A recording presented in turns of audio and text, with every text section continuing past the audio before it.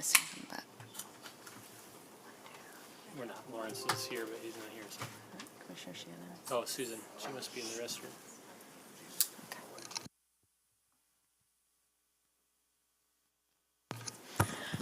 Okay, welcome to the City of Grand Rapids Planning Commission meeting for August 14th, 2025. We have a few cases in front of us today. Before we start the first one, I'll kind of go through how it'll work today. So first off, for each case, we'll have a presentation from city staff. Then the applicant will have an opportunity to come up and add any details that they would like. After that, I will open the public hearing, and then for the public hearing, and I'll probably do a second reminder for this, but if you're here and want to speak about a case, you can come up to the microphone, introduce yourself for the record, and then you'll have 3 minutes to say what you would like to say and provide us your comments. During the public hearing, make sure you present your comments to commission and not to the audience, and also just to foster a respectful environment, we're going to ask you not to clap or boo or cheer other people's comments. Okay, after public hearing, then we'll close it and the applicant will have an opportunity to respond to any of that, and then Planning Commission will deliberate and make a decision. Staff has provided us with draft language with findings both for approval and denial. That is just a guide that we can use as we wish and modify also as we wish. So you might see folks reading, but it's not a foregone conclusion what's happening today. All right, as a reminder, we are streaming live on Facebook and YouTube as well. And I think that covers it. Let's go to conflict of interest. Does anyone have a conflict today? Okay, seeing none, then we will start our first case, 1215 East Fulton Street.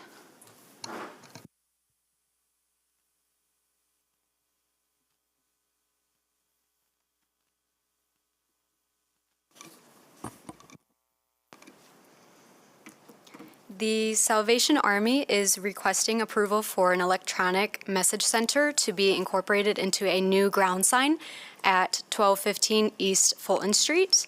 The subject property is located in the TN MDR Zone District and is surrounded by the TN LDR Zone District to the north and south, and then commercial zone districts in the TN TBA to the east and west.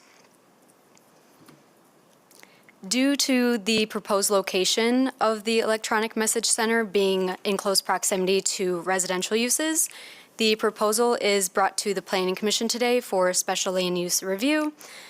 Some considerations of the proposed use include the potential impacts of the sign on nearby residential properties relative to glare and visual clutter, as well as whether the proposed location of the sign is appropriate in relation to the site layout and topography of the property.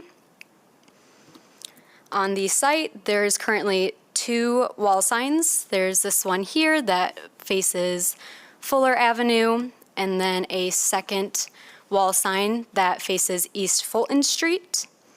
There is also this existing ground sign here that is oriented east to west along East Fulton Street. And it is also surrounded by landscaping. And the zoning ordinance specifies that 1 ground sign is allowed per street frontage. So based on the proposed location being opposite to the frontage of this existing sign, the new ground sign may be permitted along Fuller Avenue. And this is the proposed location for you today. The ground sign is proposed to be roughly 15 feet off the front lot line of Fuller, and then 43 feet setback off the front lot line of East Fulton Street. Now, we have not received a survey, and staff has requested that the applicant provide one at permitting just to confirm that this 15-foot setback requirement can be met. And since the survey has not been provided, it is at the discretion of the Planning Commission to establish a minimum reduction to this required setback in the case that the setback cannot be met. Right here in this grassy area in between the parking lot and the public sidewalk, here at the corner of Fuller and then East Fulton Street here is where the sign is proposed. And although landscaping is not required for ground signs that are in a residential zone district, the Planning Commission may also wish to require a 200 square foot landscape base around the sign. And this would be consistent with the landscape that surrounds the existing ground sign that's on East Fulton Street. Now for the sign itself, it is proposed to be 6 feet tall. There will be a Salvation Army logo with the address to the property located on the base, as well as an electronic message center. The proposed sign meets all ground sign requirements of the zoning ordinance, and the sign must also operate within the electronic sign display regulations and the light level requirements found in the zoning ordinance, which prohibits electronic signs that are located in a residential zone district from operating between the hours of 11 p.m. and 6 a.m. The applicant has indicated that they desire to operate the sign for 24-hour use. And if the Planning Commission is amendable to this proposed use, staff recommends that the Planning Commission issue a condition of approval to align the permitted display hours with those found in the zoning ordinance. Staff will also obtain the required electronic message center agreement form from the property owner during permitting, and this just acknowledges and provides all applicable requirements for the electronic message center signage. The subject property is located in the Fulton Heights Neighborhood Association, and it's surrounded by other neighborhood associations with Easttown located to the south here. We have Midtown to the west, and we also have East Hills to the southwest area. And the applicant has sent nearby homeowners and business owners a letter addressing what is proposed before you today, and a copy of the applicant's engagement efforts is provided in your packet. And to date, we have received 4 letters of opposition. And in summary, this request for the electronic message center is before the Planning Commission today due to the proximity to residential uses. Does the Planning Commission have any questions for me before I turn over to the applicant? Yeah, once again, what were the current hours that the illuminated signs are able to be? Yep, so they are not permitted to operate between 11 p.m. to 6 a.m. Thank you. And then the sign orientation is north-south, correct? Since the other one is Yes. east-west? Yep. Okay. Thank you. Any other questions for Avery? Okay, thank you. All right, I'll have the applicant come up and add anything else you'd like. Thank you so much for the opportunity, and appreciate the staff's work to help guide us through this process. The Salvation Army has been serving in Grand Rapids for 142 years. In fact, I just saw Mayor, Crawford Engel, 1883. So we have been serving the Grand Rapids community for 142 years. And we've been at our current location for much of that time. Thousands of needy people every year come to the Salvation Army. We have lots of different programs, and it would be very helpful for us to have some messaging outside to to identify the Salvation Army service property versus the other existing sign is in front of the chapel or the worship center. But this is where we have our community services, our food pantry. We do so many different programs to help homeless folks find housing and other things. So we would appreciate the consideration for this. We will work within all city ordinances. We initially had proposed a setback that did not meet ordinance. I thought it did. And so we increased that to try and exceed that. Apologies that I did not have the survey in time, where we will either provide that or we'll go by whatever stipulation the city, the Planning Commission may have. Just to let you know, I see the wonderful city emblem, and I looked up motu vigae. Sorry if I'm slaughtering the Latin there, but it talks about strength through movement, and the Salvation Army has been moving and continues to move to help the neediest people in our community. The beginning of this was with our strategic plan, which was guided by another former mayor. George and his bride, the Harwells, helped form our strategic plan, and part of the outcome of that was that even though our facility is a fairly large one, there is not adequate signage for people to know what we do and what we're doing. So to help us become more visible to the community, we're doing a significant work. Regarding the brightness, Ryan is here from Freshwater Digital. He's assured me that the design of the sign will have a photosensitive photo cell in it that will automatically dim it. We understand the ramifications of having it not operating between 11 p.m. and 6 a.m. Certainly happy to work within that. We did reach out to neighbors. I may not have written to everyone that has responded. We did review those, and my belief and our belief is that the orientation of the sign and the limitations we will have on the brightness will not impede, will not negatively impact our good neighbors, but having this will really help us to communicate with the public what we're doing.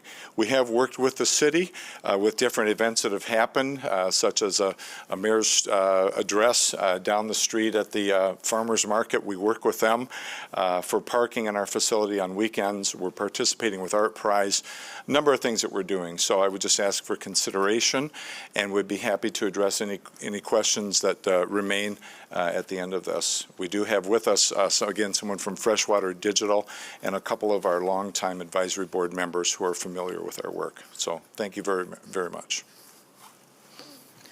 Great, thank you. Any questions for the applicant?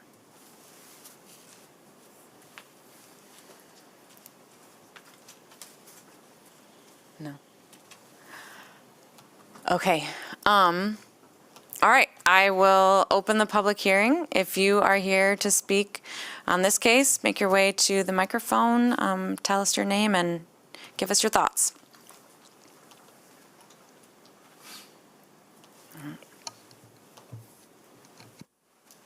Hi, this is my first public hearing. My name is Allison. I'm a homeowner in the neighborhood. I did get a letter. I love my home, I love my community. Easttown and the areas around it are beautiful and full of character and charm.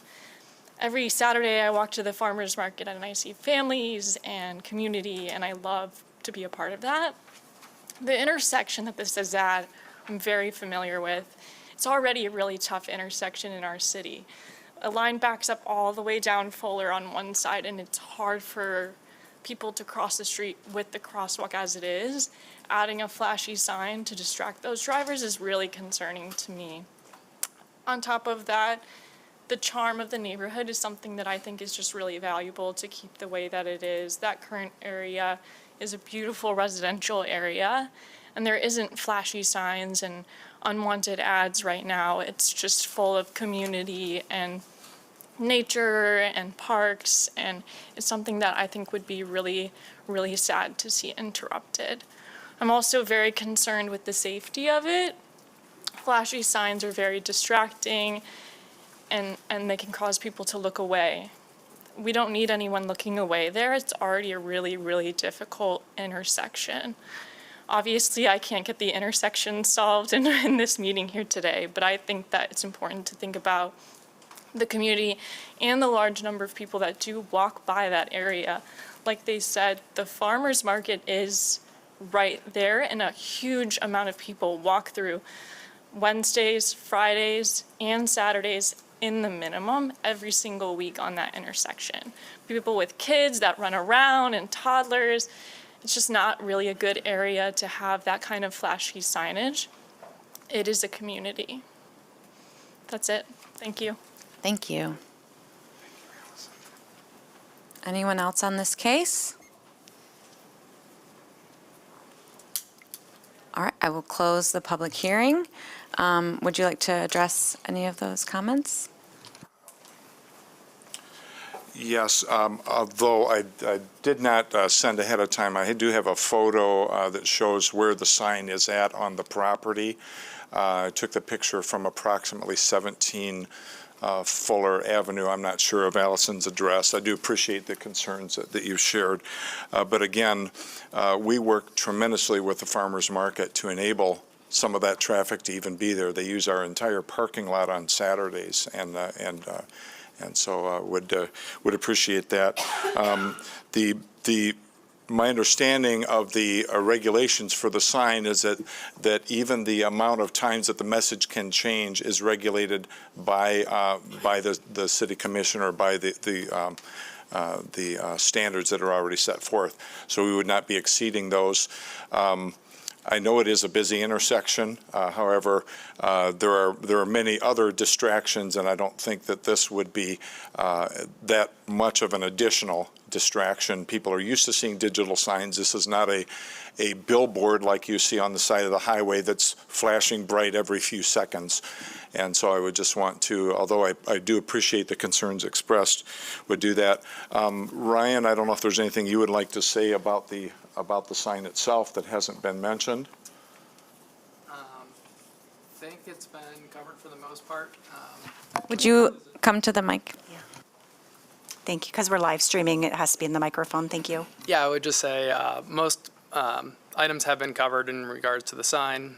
The brightness control, while there is the sensor, there's also a manual control. So if brightness does need to be further adjusted based on the sensor, that is a possibility as well.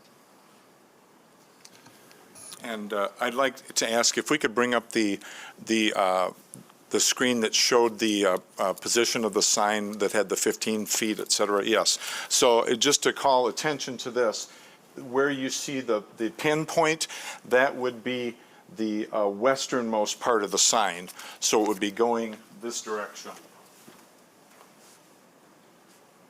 rather than out toward the street, which again takes it further away from both the sidewalk and from vehicular traffic.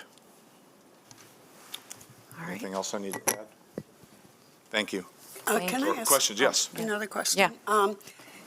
Can you, like, how many different, is it one message a day? Is it, can you explain a little bit more?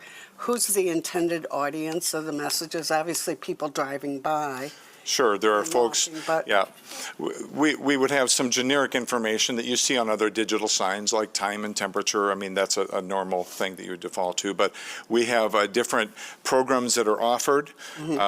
We have, for instance, if the building is going to be closed due to weather, things like that, that's something that's important that people see before they even get to the parking lot. Yeah. But we have a number of different activities and hours of operation that we want to make sure people are aware of. Part of the sign, of course, is fixed, just identifying the Salvation Army Community Service takes place here. But there are just a number of activities. We do have, we have a community services brochure, so many different things, food pantry hours, different things that we desire to share with the community in that. Yeah. This is Kathy Blackburn. She's our development director. So we have a number of programs that happen during the course of the year. Obviously, people know us for our cattle campaign at Christmas time. We'd want to share that information with people. We have our cattle kickoff, that's in November. When we have events, we have a Sporting Clays event that'll be happening in the fall. We just did a game with the West Michigan Whitecaps. We would share that information. But again, our food pantry hours of operation, when things are happening at the Kroc Center, when we have our kids camp during the summertime at Fulton Heights, that information would be on the board. We're participating with Art Prize, that information would be that we would have that information on there. It's my understanding that messages can't move over more than it has to be on there for 5 minutes at a time. Is my understanding from the information that I've read on the digital display. So we would be sharing information at a regular interval, but when people ask me where we're located, we've been there for 60-plus years or more at this location, if not longer. And I say at Fuller and Fulton, and they go, oh, I always thought that was a factory, or I never knew that that's where it was.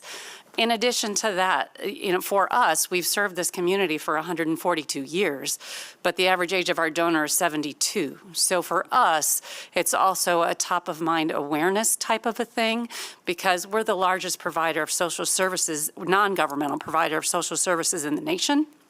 And so for us, it's to also help people remind that we're there, we're helping in the community for our survival. Very honestly, it's incredibly important, because if people don't know we're here and we're helping to provide things, they're not going to think to give too. It's an incredibly important part for what we do.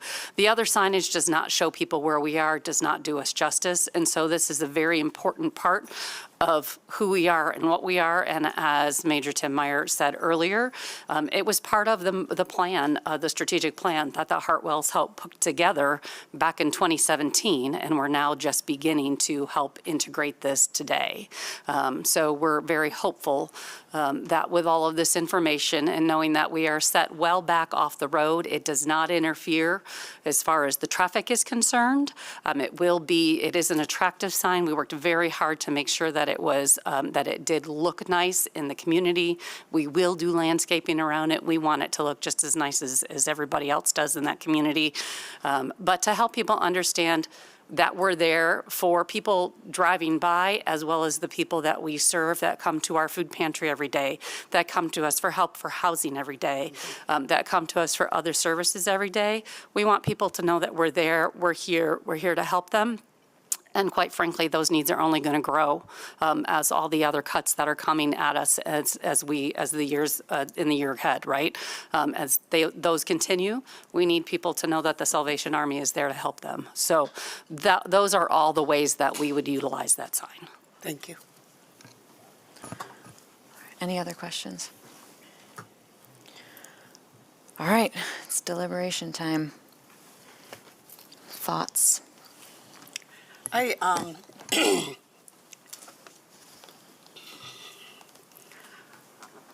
agree that this is, to have a sign that faces both Fulton and Fuller would be helpful. And I think, well, I'm very familiar with it and have been there, but it is not situated such that you identify it completely. And know that. I am also aware of the fact that the Army provides the parking for the very popular Fulton Street Market on Saturdays. And I know, too, having driven through that intersection, it's a bit difficult, but they do have that nice curved thing and stuff. But overall, I think that the pluses of having this kind of entity in our neighborhoods, which I think is an asset, I can see the reasons and needs for the sign as well.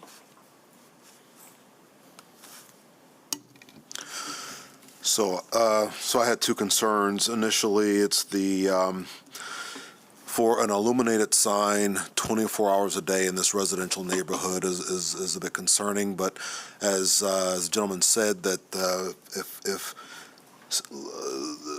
illuminated signing is not allowed between 11 p.m. and 6 a.m., he will work within that. So I guess that would satisfy that. But secondly is for this illuminated sign at the corner, essentially at the corner of a very busy intersection, serves as an additional distraction for even the 1.5 second to 2 seconds that eyeballs are shifted to read the sign versus the traffic that's ahead of them. So this is a sign that's not for branding, but more so seems for messaging. And I don't know how much of a message you're going to be able to get in front of an active driver at a very busy intersection over 1.5 seconds. Although I have to say I've been stopped at the light for longer than 1.5 seconds. Just saying. Others?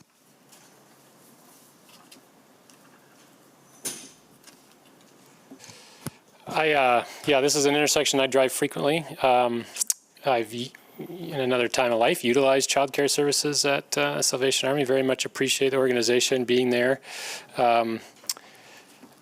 I share the concerns around the lighted messaging sign in the intersection that is tricky as a driver and as a pedestrian. I can understand and appreciate the need for additional signage there to identify the Salvation Army. It is, you know, the on-building signage is not overly clear, so I can appreciate that. I don't think I can support the electronic messaging in that location. I think, given the residences nearby and the character of that area, I worry about setting precedent for businesses as you travel north towards Michigan Avenue or easterly along Fulton.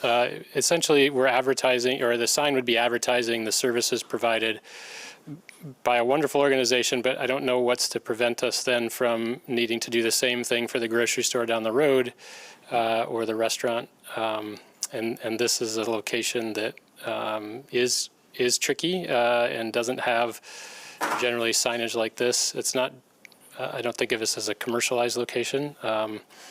So I struggle with the electronic portion of the sign request.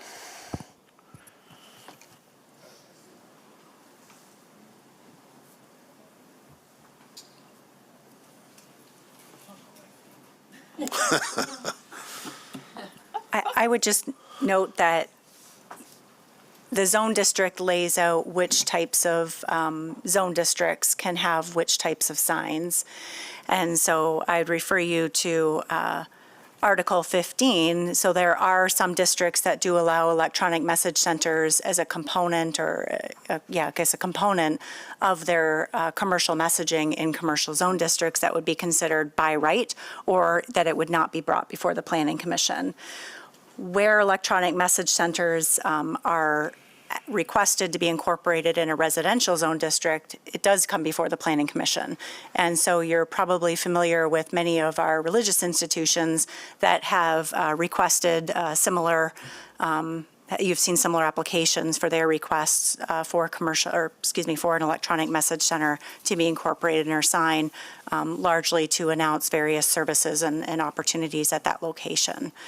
So I just want to be clear that it may not, if this were, regardless of whether this were to be approved or not approved, the grocery store or the commercial zone districts and the uses there may already have that ability, and it really wouldn't hinge on whether this decision is favorable to the request. Do our libraries also have electronic signs? I'm trying to remember. I'm No. looking out, phoning No. a friend. Anybody know? I can't remember. I'm sorry. Never without mind then. looking. Just trying to remember myself. I'm certainly still in the discernment space myself, but thinking about precedents, I had some of those same thoughts, so I'll just provide a bit of a counter thought to setting precedents. I think this may set precedents that we look to service organizations and understand the nature of their business is to be able to state what they provide. I run one myself. I could see the value in being able to advertise in a more visible way what's offered to communities. So that precedence makes me feel more comfortable than just broadly digital signs in residential areas. I can also appreciate, having driven it too, how congested it is. That is a concern, but it is a very walkable community, and with the support that the Salvation Army gives to the community, it's many pedestrians, I think, that will get value from being able to see what the services are that are provided at the Salvation Army. So those, I suppose, are my additional comments about those two former comments. Yeah, as a longtime resident and a big biker, I ride by it almost every single day of the week, and I have to say I kind of knew what it was, but it's very incognito, so it does need better signage. I would support the previous statement about how it is a community asset to have, and it'd be great to know what's happening on a regular basis there. I do think that maybe a letter D ought to be added to number 3 in conditions if we do consider and state clearly that the hours of use have to stay within the guidelines that are currently stated and not 24 hours. That would probably bother me to have a light on across the street from my house all night long. But other than that, I would support the sign. Thank you, Commissioner. The ordinance does prohibit the message centers from operating between 11 p.m. and 6 a.m. Oftentimes, we add that as a reminder in the resolution because that's the document that applicants tend to have on file versus our zoning ordinance, of course. The Planning Commission would have the right to further restrict those times if there was a necessity to do so. So if the Planning Commission felt like the sign turning off at 8 p.m., for example, and being arbitrary with that time, and articulated why that would be a benefit, that is within the Planning Commission's authority to further restrict the hours of operation if you felt that that was necessary given perhaps the residential context by which this sits in. Can you, I mean, I've heard 10 to 6 and I've heard 11 to 6. And can we clarify what the standard says? And then also, I was going to ask about how often the message can change. If that's.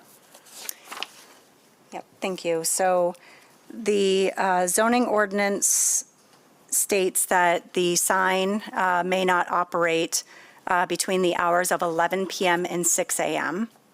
There are further display requirements, I'll paraphrase each, that it may not scroll, travel, meaning the display, of course, not the sign, shall not take more than 5 seconds to appear in its entirety, and once it's scrolled, the sign may not change for 5 minutes. If it's non-scrolling, the screen of the sign shall not change more than once every 5 minutes and shall remain stationary for at least 5 minutes. There's also a requirement that the display cannot, like blink, flash, pulse, can't display like videos or advertisements for something other than services being provided at this location. Of course, these requirements go in to to speak to the concerns that were stated about safety concerns and motorists being able to read. So the thought is that when a sign or a message, is stationary, that there isn't that temptation to continue watching it to look at what's next because it's a 5-minute interval. Could you clarify you just mentioned that it can't say anything about, or it can't advertise anything other than services that are provided at this location. Mm-hmm. How does that apply to events that are off-site or potentially things that aren't happening at this location? Are those not then allowed, like the Whitecaps games or the other things that were brought up in testimony? Yeah, I apologize, I didn't hear the Whitecaps game, but it would not be allowed. If it's not a part of the services that are being provided, I suppose if players were on location and, a meet and greet or something like that, that would be different. But it's non-commercial messaging, and it has to be relating to the premise, the services that are provided at the premise. So before the with the testimony, it seems like it felt to me, and I maybe misunderstood, that the messaging was about the organization in general, not just this location. Mm-hmm. If the messaging is just this location, I'm really curious why would you place the sign in this location and not replace the existing sign? Because the existing sign appears to be at the main entrance to the facility, where these services would exist. It's two separate things. We have the. Could you, sorry, thank you. At 2015 Fulton, we have our social services are provided. We have our food pantry. That is where people come if they are homeless or going to be evicted and need help. At 1235 is our Fulton Heights core. That's our church. That's where things happen. It's two separate things. So it's not connected. So we have two separate buildings. So that the other sign is actually a totally separate building. So we do not have a sign for 2015 Fulton right now that's on the ground. If I'm coming for services, am I entering in off of Fulton or Evangeline? You're entering off of Fulton. And that's another thing we did not say, is that if you put 2015 Fulton into your Google, it does take you about to Evangeline, which is the back of our building, and you cannot get into our building. If Google sends you to the back, and Google will not change where it sends you to. So having the sign at our actual entrance at 2015 Fulton at the front of our building would be incredibly helpful, because people get lost. We do own the entire block, but it's two different buildings, and we need people to come to the correct entrance for the social services that we provide for them. So would it make more sense to have it closer to that door? It is. I mean, that is right where that is, that the parking lot, that door is right. It's hard to see on that. But that is the area. That door is right off of, it's around the corner there, but that is the closest location. And that is where people are going to be able to see where it is. Besides, the ordinance does not allow two signs facing east and west along Fulton there, right? So we need to, and really along Fuller is where we need that signage. Because that's where people drive by and don't know what it is and think we're a factory, right? That's where we get a lot of traffic as well. Sure. So, I mean, I drive by every day, and I'm well aware it's not a factory. well, I mean, I'm just telling you what I've heard from people in the city, right? So they don't understand that that's what we offer there. So is the primary purpose of the sign wayfinding or messaging? Both. It's both. So if you look at it, correct? This is the church, and this is where the one sign is. It's right here. This is our social services building, and this is where we're looking for the signage. People enter in here to come to. This is where our food pantry is. This is our waiting area. So if the sign is right here, they're going to be able to know they have to come into the building here. Could we go back to the survey slide? Or the sign, yeah. So you'll see where that dot is, right? I mean, this is the parking lot we want them to come into, where it's next to. We want them to park here, because this is where, if they know they have to come here, yes, our driveway's here, but they're going to have to come into here, and they're going to come into the building here. Right, but I guess the way I'm viewing it is that is, if the sign were further north, more, like closer to where the building line is, that maybe it would be more clear in terms of wayfinding. Right, I mean, maybe not exactly flush, but that it would be more clear if wayfinding is a purpose of the sign. I mean, It would certainly be further away from the entrance of the building, further away from the driveway, further away from the pedestrian entrance. Everyone is interested in having their sign where people can see it. And, again, I believe we're within ordinance. I think the discussion is, is this appropriate? Is this right? Will this distract folks? This is the 21st century. Digital signs are everywhere. I do not believe we're asking something that is out of the ordinary, even though it is, yes, a residential area. If you're driving along Fulton, you see it more as a business area. And so again, it is both messaging and wayfinding. I don't know if that answers the question, but we've tried to have the setbacks further than the required setbacks from both from the south side and from the get my orientation wrong, but from both sides of the property line. Okay, thank you.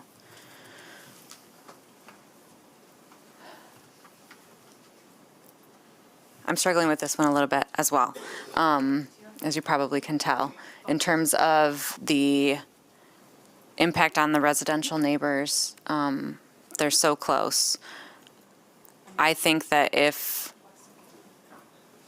the commission is inclined to approve, that I would recommend restricting the time more than what the ordinance would allow.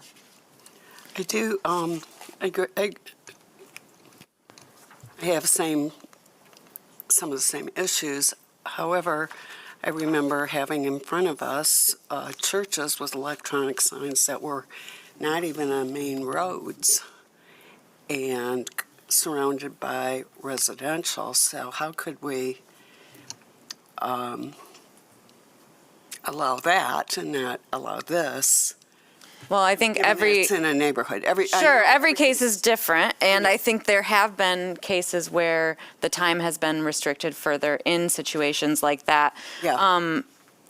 As you said, those might not have been a main road, and so the additional concern about distraction here at this very busy intersection is potentially valid.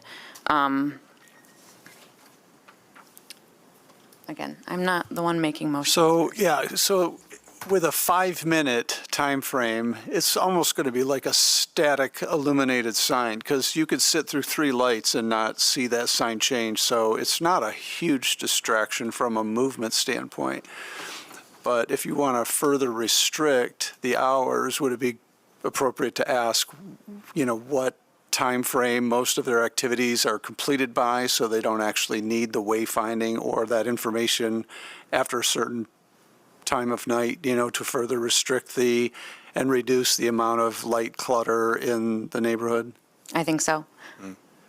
I did want to share, I do have a photograph. I did not send it ahead of time, but this is taken from the street just in front of 17 Fuller Avenue. And there's a mock-up of the sign. I could pass this around. I don't know if that's even allowed. It is, yes. Yes, please. You can do that, just so that you can, and that is that's a cardboard cutout of the sign at this location and then going toward the parking lot. So you can see, and this is taken from the lane of traffic, so I stood where the cars would be. So you can see that the sign really is, it looks large, but really in the context of the property, in the context of the topography of the hill, it really is not a huge sign. And again, with the photo cell dimming it automatically, and then whatever restrictions are put on, certainly, we would not be going after 11, but, When are your services primarily offered? What are the hours? Most of our services are end at about 4:30 p.m., but the information, of course, is helpful for people to have. We do have a Pathway of Hope program. Occasionally, they have evening hours for financial literacy, things like that. But for the most part, our What are those evening hours? boy, that would vary depending on the families and what time. Before 9 p.m.? Yeah, Okay, yeah. thank you. Okay.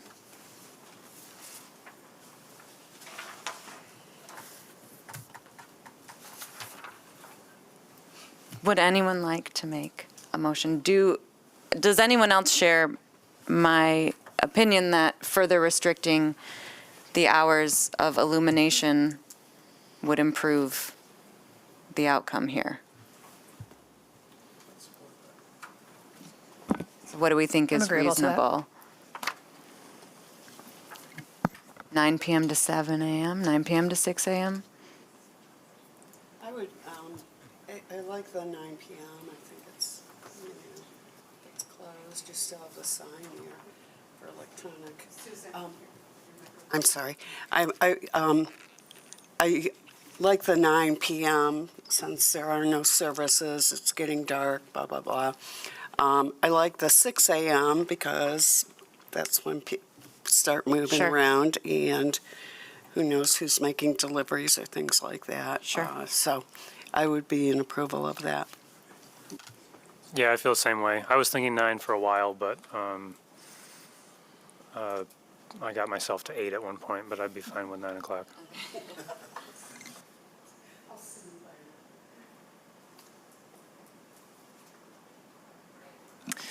All right.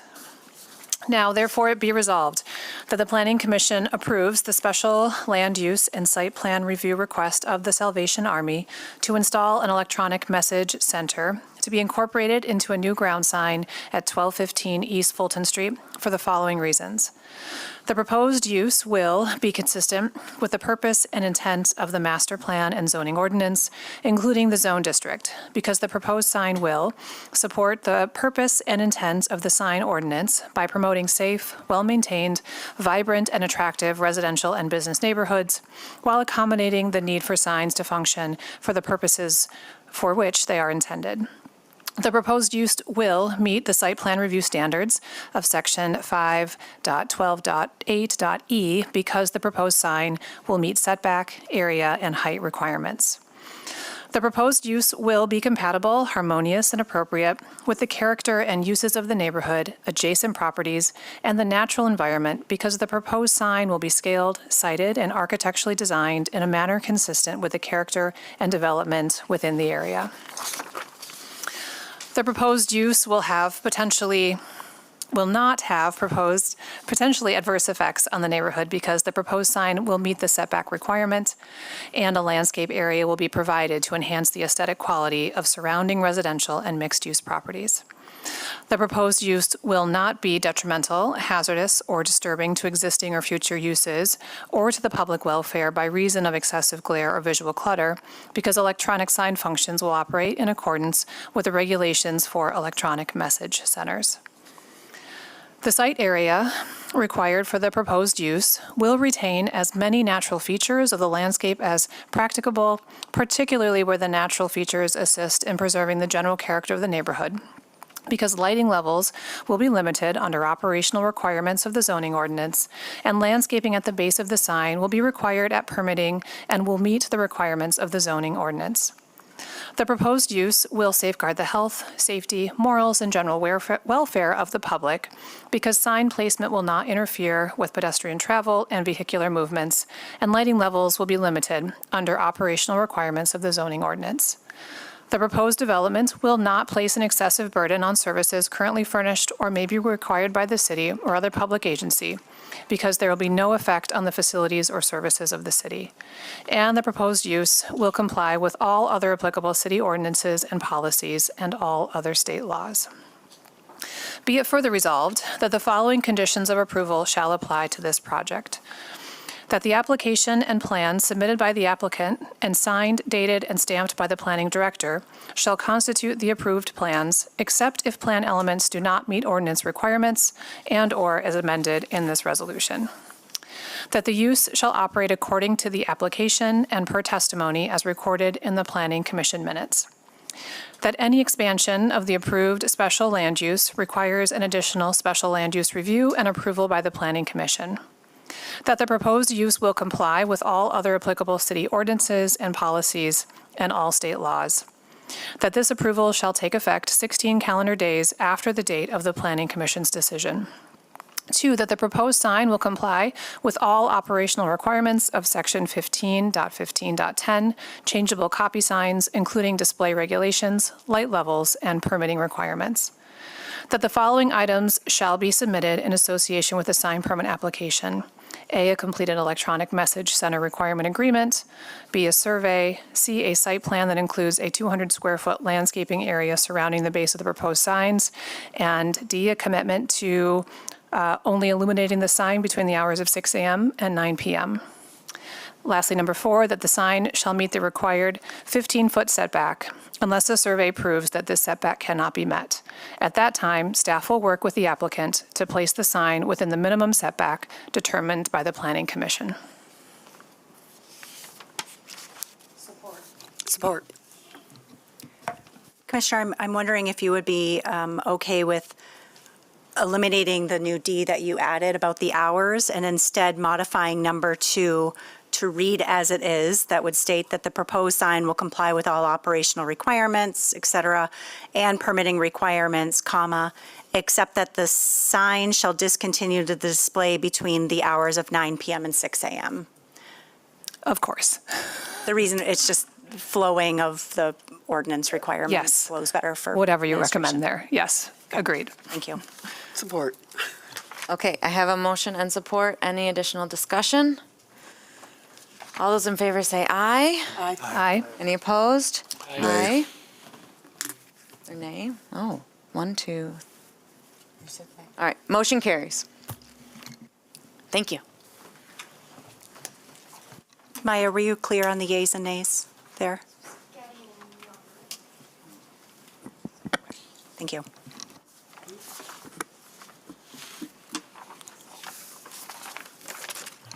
All right, we'll move on to our next case. Thank you, Laura. Our next case is a request from 1148 West Fulton Street.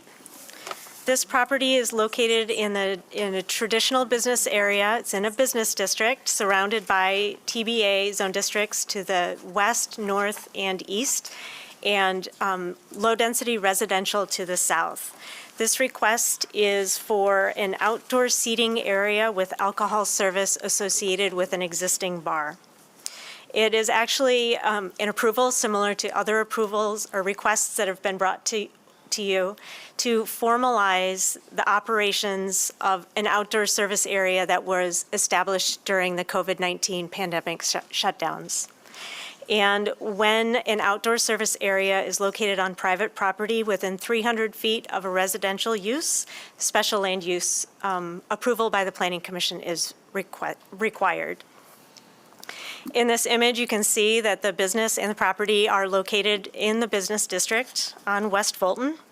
And that's in alignment with the U to the Zoo area specific plan and the 2024 community master plan designation of a mixed use neighborhood center. In this view, you can see what the building and the property look like from Fulton Street. This property has been a bar since at least 1938. On March 2010, a request was brought before the Planning Commission that was approved for the outdoor seating service area at the front of the property. At that time, the entry door at the front of the property was moved to the northerly east side of the building.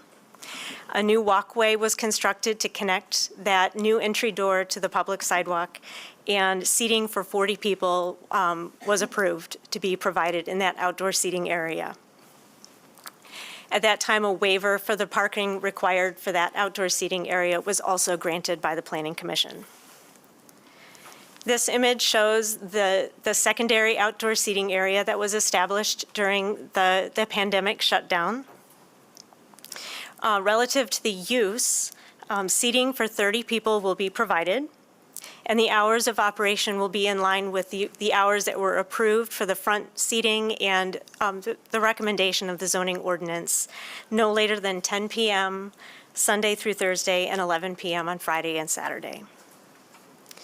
Relative to the site layout, the site plan, the submitted site plan said that the dimensions of the outdoor seating area would be 20 by 40 feet. The applicant has subsequently agreed to lessen the depth of the seating area dimensions to avoid any conflict between the drive aisle and the seating area. So the dimensions would be closer to 18 feet. The freestanding black metal fencing delineates the seating area. As you can see in this image, the outdoor seating area encloses that entry door that was previously the main entry to the building and this overhead door. The southerly entrance on the east side of the building is now utilized as the main entrance into the bar. So some of the considerations regarding this patio that we ask you to think about today is the location of the patio relative to the main entrance of the building and safe and efficient vehicle and pedestrian passage on site, as well as the patio dimensions relative to the drive aisle. Additionally, options for fencing or other separation barriers for this outdoor seating area if it is to be considered permanently approved. Relative to the request for parking, because the outdoor seating area is adding additional seats, there are 8 additional parking spaces required with this use. Currently, The site has 21 parking spaces available, and this outdoor seating area occupies 3 parking spaces that were previously included with the overall parking. There is street parking available in the area as well as transit options along West Fulton. And so the Planning Commission may waive any or all of these 8 required parking spaces for the outdoor seating. The West Fulton Business Association has submitted a letter of support for this patio as a permanent use. That's included in your packet. So in sum, we are asking the Planning Commission to consider the outdoor seating with alcohol service as a permanent use in close proximity to the residential uses to the south, and the impacts of the outdoor seating area as it relates to the parking lot and site circulation, the location of the main entry door, the number of parking spaces that we're asking to be waived, and the overall design treatment of the seating area. Does anybody have questions? Any questions for Laura? Laura, are there any, I see that what they have is, it looks like fencing around the area. Are there any requirements about, given that you're in a parking lot and there's cars coming by and backing out, about what that would it require something more substantial, I guess is what I'm asking. Well, I think that's what we're asking the Planning Commission to consider. There isn't any direct guidance in the zoning ordinance to require a specific treatment. The Michigan Liquor License Control does have their own requirements for separation. Okay. And so, that will need to meet the liquor license requirements for an outdoor seating area. And certainly the safety and the treatment as it relates to, the street is something that is good for the Planning Commission to consider today. Thank you. Laura, in your report around the parking lot, there's mention of considering site plan review standards for safe and efficient pedestrian circulation and the extent to which modifications could be made to bring non-conforming parking lot design elements closer to conformance. Is that largely related to the parking space that's directly adjacent to the sidewalk along the street? That is part of it, yes. Are there other non-conforming, all the ADA spaces you mentioned as well were not? Mm-hmm. There are, and part of bringing the non-conforming site elements is up to the Planning Commission discretion. It's something to think about that the zoning ordinance does say is that any improvements that are required, so it's non-conforming, which means it is not proposed to change. It has a legal right to continue in a non-conforming state as property improvements are made. The Planning Commission can require certain modifications to bring it closer into conformance relative to the cost of the improvements that are proposed by the applicant.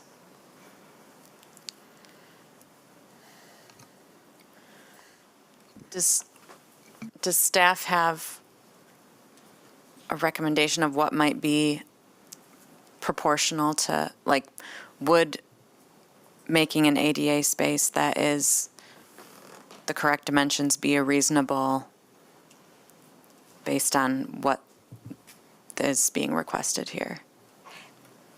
I think having an ADA space that meets requirements is a minimum reasonable request.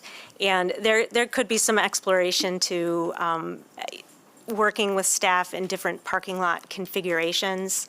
If some of the parking spaces in the center aisle were angled, it might help direct traffic flow in one direction and might provide them for some more space for that drive aisle and might provide additional space for more parking as well. Okay, cool. Thank you. Any other questions for Laura? All right, thank you, Laura. And we'll have the applicant come up and add what you'd like. Hello. My name is Pat Fisher. Thank you for this time. My family and I have owned putt-putts since 1986. When COVID hit, we were we were told that we had to add extra seating, which we did not want to do because it's given up parking spaces. We do have a lot of walk-in trade, but we didn't want to give up those parking spaces. We were told by 2 city commissioners that it was necessary, so we did it. In fact, the city was kind enough to give us some of the furniture that we put out there originally. We thought we had done everything properly. We applied to the Liquor Commission.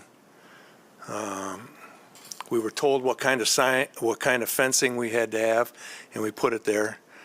And then we found out that obviously we were operating without your approval. We just found that out a couple months ago, and so we apologize for that. More important, thank you to the ladies on your staff, because they were very patient and very helpful getting the application done. I brought my daughter Chrissy. She happens to be an attorney, but she was kind enough to fill out the application for me, because I don't do that very well. I'm not very good with a computer, so anyway, that's kind of who we are. If you need ADA or anything else, we're happy to do it. We try to be a good neighbor to our entire neighborhood. We try to be a good partner to the city, and that's what we want to continue to do. Great, thank you. Go ahead. Questions for? Just on the parking, since you've been operating, you can tell us how's your experience on the parking? People are finding parking around there to frequent your place. Yeah, so we've been using this arrangement for the last 5 years without incident. It's become an integral part of the business now for people to have outdoor seating. There is ample driving space. What's nice is those parking spots are pretty big in the middle. Good. We are open to suggestions if you did want us to angle them or reconfigure them, but we have not had one incident. Obviously, we take the safety of our patrons very seriously. So, and we do already have a quote for permanent fencing, depending on your approval. We just need to know exactly how much space you're willing to give us. We're asking 18 feet, which is less than what is shown in the picture. We're hoping to go right about there. That would give us, move these tables in a little bit. It would give 2 rows of seating for about, sorry, away from the microphone. That would give us about room for 30 people. And so that would, that goes back a little bit more than what is shown in the picture. Sorry, I had it on and then I turned it off. The permanent fencing that would that be consistent with what you have on the other seating area? It's the same kind of fencing? Okay, yes. great. And right now, we're out about 25 feet, and the ladies suggested that we move it into 18 so that it meets the cutout of our driveway, which we're happy to do. Okay, thank you. Okay, great. I will open up the public hearing. If you are here on this case, make your way to the microphone, introduce yourself, and tell us your thoughts. Seeing none, I'll close the public hearing. All right, commissioners. Well, outdoor seating has become tantamount to running businesses nowadays, even with COVID over. And it's kind of a good thing. It's nice to see people out and about. So it sounds like they've done their homework and worked with staff. And yeah, if we can get the right ADA dimensions. I'm not worried about the parking per se, because in the aerial I noticed there's other parking. It's a walkable neighborhood. And if people want to be there, they'll find what it is. So I'm in support. So I have no problem with the outdoor seating or the parking reduction. And the fact that it's been operating this way for 5 years, it changes, I mean, it makes me wonder if I should even say this. My only concern is the fact that the entrance is now 100% parking lot oriented. Like, it's not at the front of the building. There's no there's no noticeable, you have to walk through the parking lot to get to the entrance. So, or at least that's the way it appears. And I wish that wasn't the case. I think I understand why it's organized this way. And like I said, it's been doing that for 5 years, but typically, I would want a much more pedestrian. Just one more tidbit. When we got a couple quotes for permanent fencing, we put a gate at both the front and the back so that people could go in the side. There's an additional door right here. So we put a gate here and a gate here so people could come in and go directly into that doorway, Okay, if that helps. thank you. Great. Yeah, I have no issue with this at all, and even with the one entrance, the fact that it is the one with an ADA ramp, that seems okay to me. And with their accommodation to make sure the fencing is outside the drive aisle, I'm not concerned about circulation either. So yeah, I'm in full support. Would anyone like to make a motion? I'll make a motion. Let's see, where am I at here? Now therefore be it resolved that the Planning Commission approves the special land use and site plan review request of Charlie's Company DBA Putt-Putt's Bar to convert a portion of the surface parking lot to a permanent outdoor seating area with alcohol service in association with an existing bar at 1148 West Fulton Street for the following reasons. The proposed use will be consistent with the purpose and intent of the master plan and zoning ordinance, including the zone district, because the proposed use will align with the objectives 1A and 2A of the community master plan to create complete and stable neighborhoods with convenient access to daily needs, employment, recreation, transportation options, and amenities, and support a compact neighborhood center business district that provides a mix of uses, operate within a specific retail hub as designated by the U to the Zoo ASP. The proposed use will meet the site plan review standards of sections 5.12.08.E because the patio area has been designed to not interfere with efficient vehicle, bicycle, or pedestrian circulation.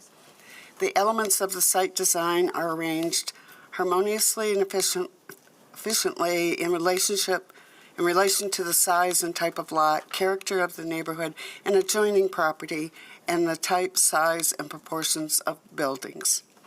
The proposed use will be compatible, harmonious, and appropriate with the character and uses of the neighborhood, adjacent properties, and the natural environment because the secondary outdoor seating area has been operating since its emergency pandemic establishment. 3B, potentially adverse effects arising from the proposed use will be minimized because adequate on-site and district parking is provided to support the demand. The main entrance is clearly identifiable.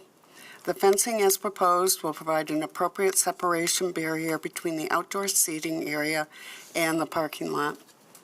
The proposed use will not be detrimental, hazardous, or disturbing to existing or future uses or to the public welfare because outdoor hours of operation will be limited.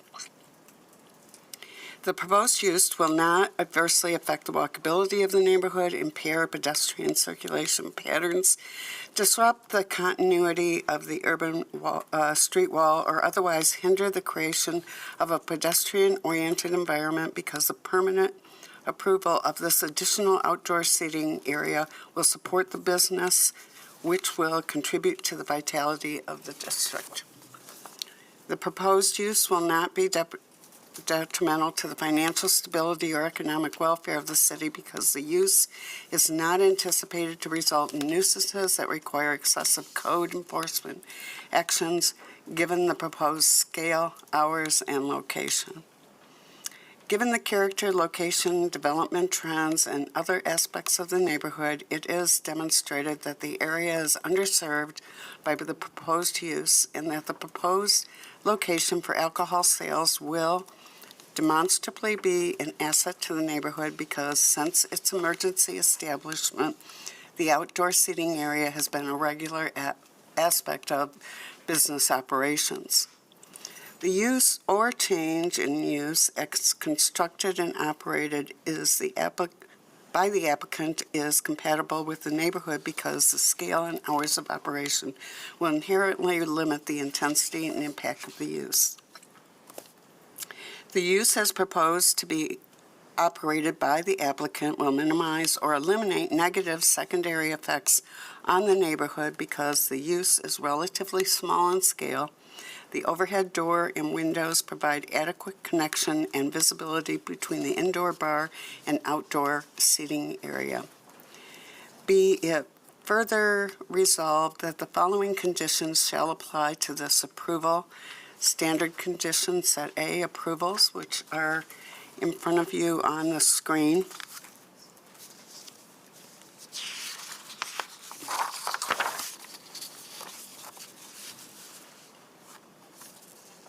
That the hours of operation and the outdoor seating areas shall be no later than 10 p.m. Sunday through Thursday and 11 p.m. on Friday and Saturday. That the location of the east patio shall be, oh my. Yes. Okay. Suggested Blank. new number 3, that the location of the east patio shall be reduced to measure 18 feet wide by 40 foot long, so not to conflict with vehicular circulation. Thank you. New number 5 could read, I lost I'm sorry. That the new fencing be consistent with the existing fencing surrounding the outdoor seating patio on the north front side of the business and shall be installed to delineate the patio area. Thank you. And then, sorry. The one that we missed is the dimensions of the east patio shall not conflict with vehicle circulation. I combined that previously, if that's okay. And then I think I heard a new condition that states that the ADA barrier-free spaces will be restriped to meet minimum code requirements. Yes. Okay.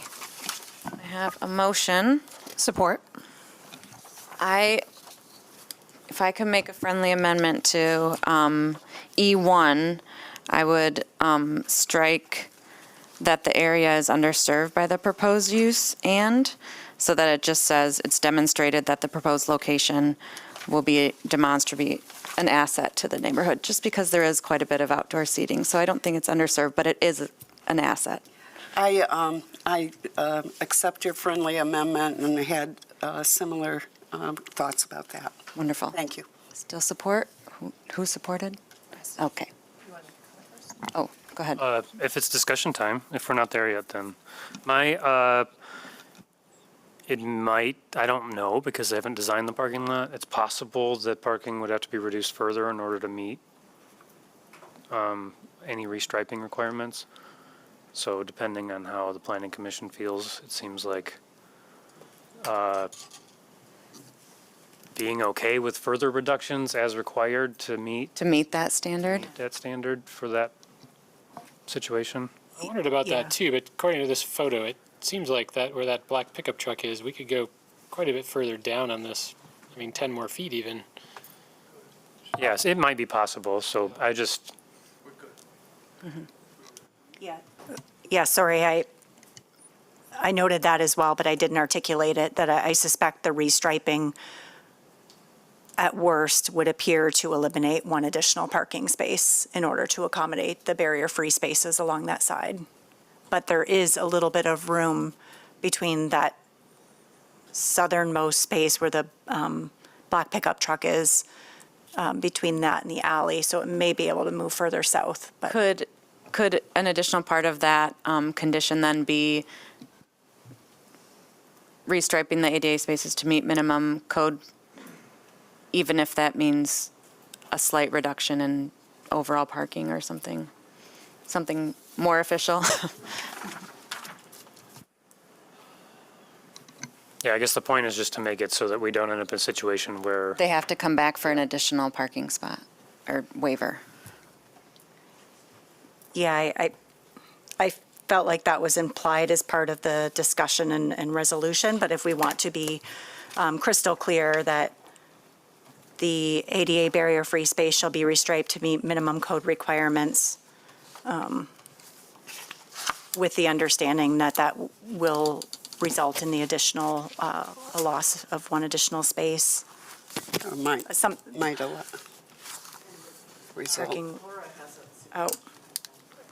And the parking waiver extended to accommodate these, that's better, Laura, thank you. Wonderful. So to rephrase, that the ADA barrier-free spaces shall be restriped to meet minimum code requirements and the parking waiver extended to accommodate these spaces. Great. Accepted. Support. Okay. Motion and support. Any further discussion? All those in favor say aye. Aye. Any opposed? Motion carries. Thank you. Okay, I think we should take a 4-minute break. I like 4. Just 4. A 4-minute break. I think that's all we need. That's right.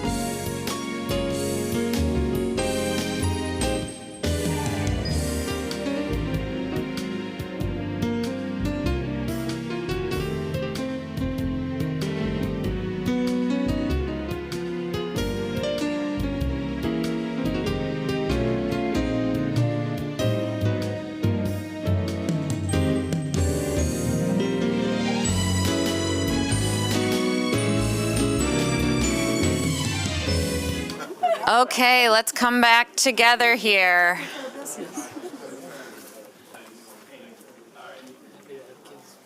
All right. Okay, we will move on to our final, oh, I'm so sorry. Not yet. Sorry, Elizabeth. All right. I do know that. I'm so sorry. All right, we will move on to our final case, 1050 Leonard Street Northwest.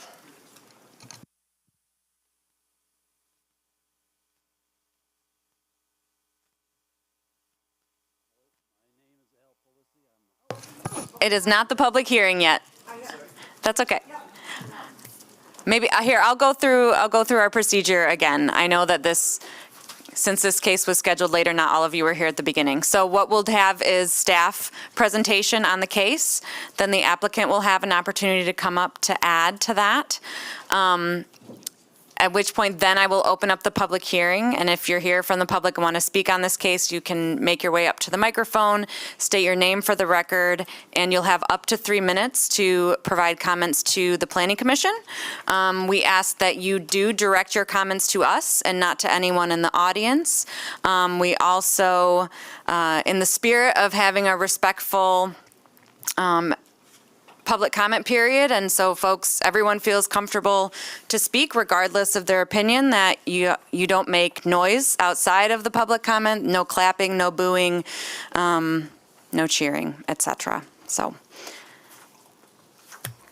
then I'll close the public hearing and we'll deliberate and make a decision. Thank you. Yes, so staff provides us draft resolution language with findings both for and against, which we are able to use and modify as we like. So whoever makes the motion will likely be reading from a piece of paper, but that does not indicate a foregone conclusion here. All right. The next item on the agenda is a request from Matthews House Ministry to relocate their operation to the subject property, 1050 or 1054 Leonard Street Northwest, from their existing location at 7th Street and Alpine. What is proposed is a community support center that would provide services for individuals experiencing housing instability or limited resources.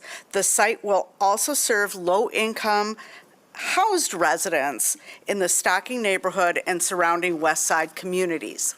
This is before you today because it is a social service facility in the TN-TBA zone district, which requires special land use approval. For a little bit of background, on May 8th of this year, the Planning Commission held a public hearing on the application.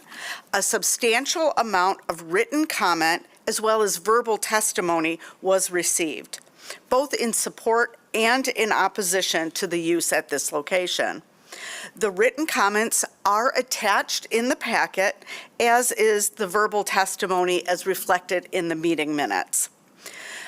Staff identified several deficiencies in the application, particularly concerning operational elements, and we indicated what we would like to see if they were to come back to the Planning Commission. The West Grand Neighborhood Organization did express support for the mission of Matthews House, but felt that the management of the operation could be improved.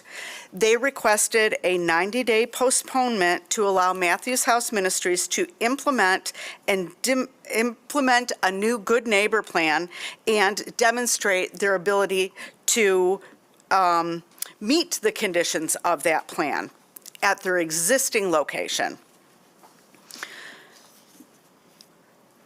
At that time, on May 8th, the Planning Commission did agree to postpone consideration of the application for 90 days, and so that brings us to today.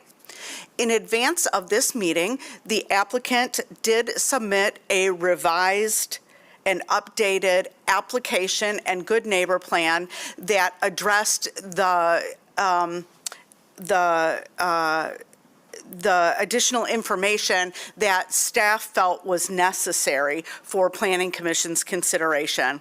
However, there are some additional issues of concern, which I will go over today. The West Grand Neighborhood Organization did submit a letter today, so that has been distributed to you. And I know that they're here today to talk about it. We also did receive a letter from the West Side Corridor Improvement Authority, and that has been distributed to you as well.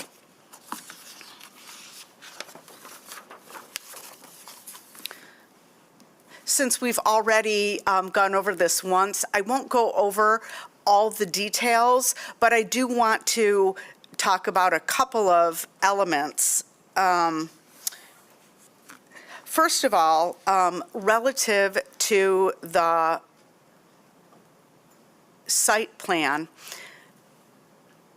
actually, let me back up just a little bit here. I want to refresh your memory that we're in a TN-TBA zone district. We have TN-LDR to the north and the south outside the corridor. The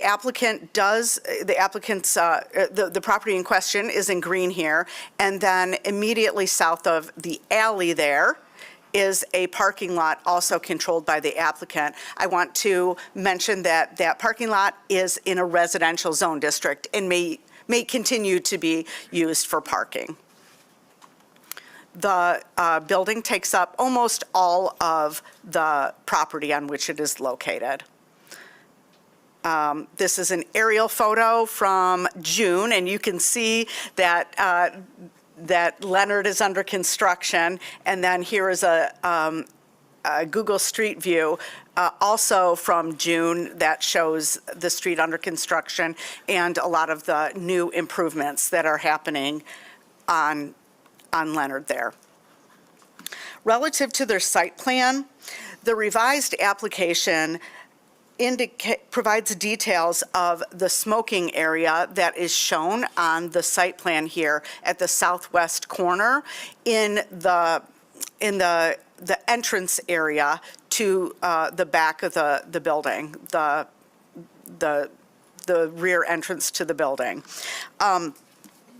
So the application indicates that a smoking area will be designated along Powers, as shown on this plan, and that during Phase 2, or as funds become available, the entrance area at the southwest corner will be enclosed. Now, it is understood that the smoking patio is intended to keep clients of Matthews House from congregating and smoking in the public way. However, because Matthews House is subject to the city's Clean Air and Public Places Ordinance, this smoking patio would not be allowed, okay?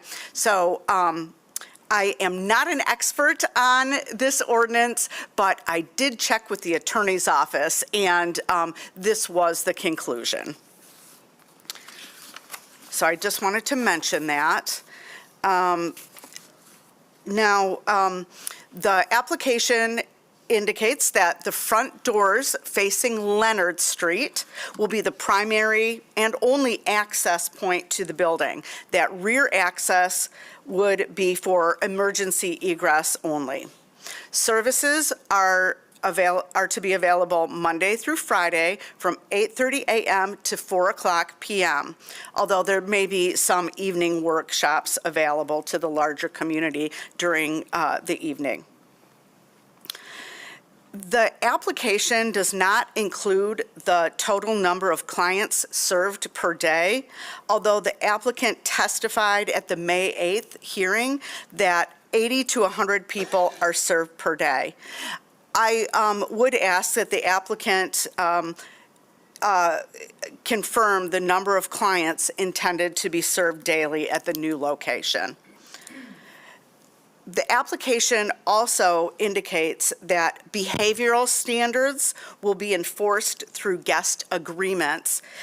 The content of that agreement has not been provided, and I would ask that additional information be provided on that during the hearing. Additionally, the revised application indicates that a security guard will be on site each day during business hours from 8 a.m. to 4 p.m. This is inconsistent with the Good Neighbor Plan, which indicates that security patrols and staff presence will begin 30 minutes before opening and 30 minutes after closing. So that's another area that should be clarified.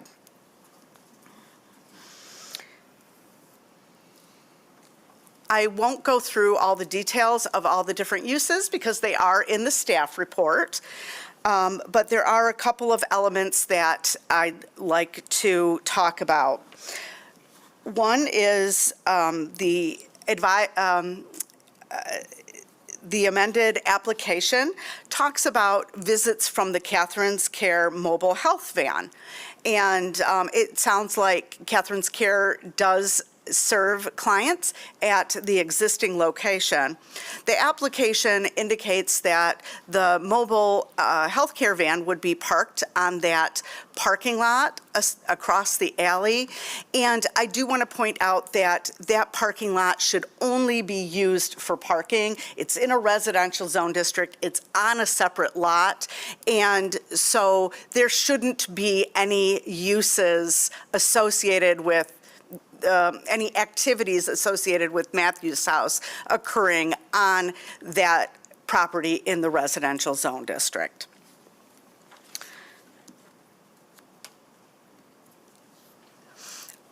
Relative to lunch service, lunch is offered from noon to 12:30, Monday through Friday. The floor plan shows a seating capacity for 144 individuals, and we would like to confirm the number of meals typically served, as well as the capacity or intended number of meals to be served at the new location, so that we have a better idea of what the intensity would be. During the May 8th meeting, the applicant was asked about queuing for folks waiting for that meal service, because today at their current location there is queuing. There's folks queue on the sidewalk in anticipation of entering the facility, and the applicant expressed hope at the public hearing that all clients would be accommodated indoors. I would suggest that that concept be further explored to determine whether the intent is to ensure that everyone will be accommodated indoors while they are waiting for the meal, or if folks will need to be queuing outside.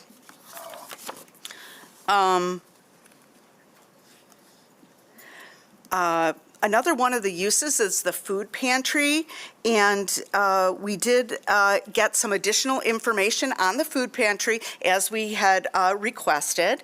The food pantry is open Monday through Friday, 11 a.m. to 1 p.m., so it's open for 2 hours. The application indicates that clients will utilize will park in the parking lot or in a parking spot on the street and utilize the front door. They'll come in, register or take a number, and then will receive food from the pantry. The application further explains that outdoor food pantry pickup operations will not be the practice unless there is an enclosure built on the southwest side of the building to obscure the pantry operations from view. I would suggest that this concept needs to be further explored. Really, I would suggest that all activities should occur within the building. At the current location, I understand that there's vehicular queuing for people waiting to pick up food, and so that's something that we want to avoid. And that brings me to my next point. The Good Neighbor Plan includes a detailed traffic and site flow management plan that includes deploying volunteer traffic monitors, traffic cones, barriers, and signage as needed during high-volume events to maintain smooth flow and clear guidance. Again, I would ask, what is the need for this? If all activities are going to be accommodated indoors. Lastly, relative to the food pantry, we should understand the number of daily pickups anticipated. Another service that Matthews House currently provides and will continue to provide is the Family Food Box. I really don't understand what the difference is between the Family Food Box and the food pantry, so we might want to establish that.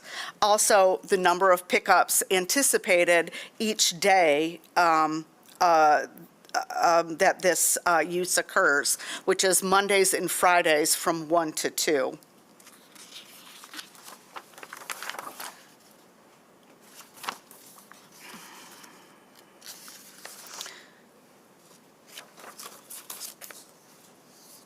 So, so that really concludes my analysis and assessment of the application. I'll just go over a couple more slides that we have here. This is the building elevation that is proposed. Some minor changes are proposed, but it's not significant. We've received a significant amount of neighborhood input. We received additional correspondence for this meeting, both in support and in opposition. We've gotten the letter from the West Grand Neighborhood Organization, and I'll leave it to West Grand to talk about that. And then you also have the letter from the West Side Corridor Improvement Authority, who is expressing concerns about establishing this use on the corridor. Do you have any questions for me before I turn it over to the applicant? Any questions for Elizabeth now? I have one. So in the staff report, it's mentioned that in mid-August of last year, there was a multi-departmental meeting held with them. And I'm wondering if public safety or any of these other departments have weighed in more recently? I'm not really sure how to answer that. I think there continue to be issues, but they are, that multi-departmental group did meet with them, explained to Matthews House, how they could work better with the city and their neighbors to reduce impacts. And I do know that the police department directed Matthews House to feel free to call if there are, if there's trouble with a person, if there is any issue that they do need assistance with. So they were told to call. Okay, thank you. Okay, thank you. We'll have the applicant come up and add some more details here. Good afternoon, Commissioners. My name is Pastor George Workham. I'm the director of Matthews House Ministries, probably for maybe a year, and then I'm going to be turning things over to Will Williams. He will be my replacement down the road whenever good Lord decides that it's a time for me to step out. But I want to be a part of seeing this transition come to its fullness. I want to walk with him through a lot of these things. So I'm here this morning, or this afternoon. We're back because you wanted us to show you that we are willing and ready to meet the task that you have laid before us. One thing I want to emphasize is that we are not a homeless shelter. We are a community center with many services to offer not only to the homeless individuals, but many of the surrounding community who come and participate in many of our programs. Many of the cuts that have been happening in our nation are affecting individuals we work with. We cannot continue to ignore that we have a problem in this city that needs to be addressed and not ignored. Many of the problems we encounter at our current location are because we have lack of space and do not have proper indoor uses. And that can come in a variety of different ways. We like to recycle. We can't even have our cardboard recycling container on site. We have to put it almost a mile away up at Richmond Reformed Church in the parking lot there. So there's limits on what we can do in the space that we occupy now. And we get a ton of cardboard because we get a lot of donations that come in. So we look for, and we believe this new location would eliminate many of these situations. We also want to be accountable, a big accountability piece, which in our Good Neighbor Plan that holds us responsible for following through on all of that we have committed to. We work closely with many organizations such as the HOT Team, Grand Rapids Police, West Grand Neighborhood Association. We have the Secretary of State mobile office that comes in, Catherine's Health Services, Network 180. We also have staff who come and they're counseling individuals, both male and female, through our many crisis situations. These services are free to the community to help establish stability in individuals, along with teaching them many of the basic life skills. We feel that these services are lacking on the west side of Grand Rapids, and Matthews House has been a presence for 18 years and can further that work and be a vital piece in bringing a solution to many of the problems of homelessness and families struggling to put food on their tables along with clothing their children. If you give us a chance, we can prove that we can and do and not let you down. We are here to accommodate the needs that are in this community, but we also want to work in conjunction. We have a hot number that can be called if there are situations that we can work with the community to find situations to bring us resolution to a problem if it arises. We're more than willing to, how many are we serving per day? We are in the 80 to 100. That's, it's more towards the end of the month. It gets larger because they've usually run out of food, money on their food cards. And so there's just a lot of those type of needs that we encounter on a daily basis. So we're trying to do the best we can. We have limits on where we are situated now on what we can do, but we need this space drastically to be able to do. And all these services would be done inside. There would not be any of the food tables or any of those things outside. That would all be done inside the building. We are not looking to do anything on the exterior of the building. So, and we can't do that at our current location. Will, did you have something you'd like to share too? Yep. Thank you for having me, commissioners. Just like to introduce myself. My name is William Williams. Born and raised here in Grand Rapids. Working in this population since 1997. A lot of faces look familiar in the room that I probably collaborated with and worked with. Had the pleasure of the last 10 years of my career at Male Trotters, overseeing the emergency shelter, over the creation of the mobile shower unit that you see. We serving anywhere from 100 to 150 people in a two-hour period. So I come with a wealth of information and knowledge on this population, and I'm respected in the community. Also, mind you, this is about my third week, and I'm working through some details, growing, learning from Pastor George, willing to take on the huge responsibility of serving the community in the capacity that Matthews House has to offer. Definitely, with the current location that we have, it's very difficult in accommodating some of the things in the community, and so that's why we're coming forth and asking for this land use contract. I've also, in my 3-week period of time, I've conducted some studies.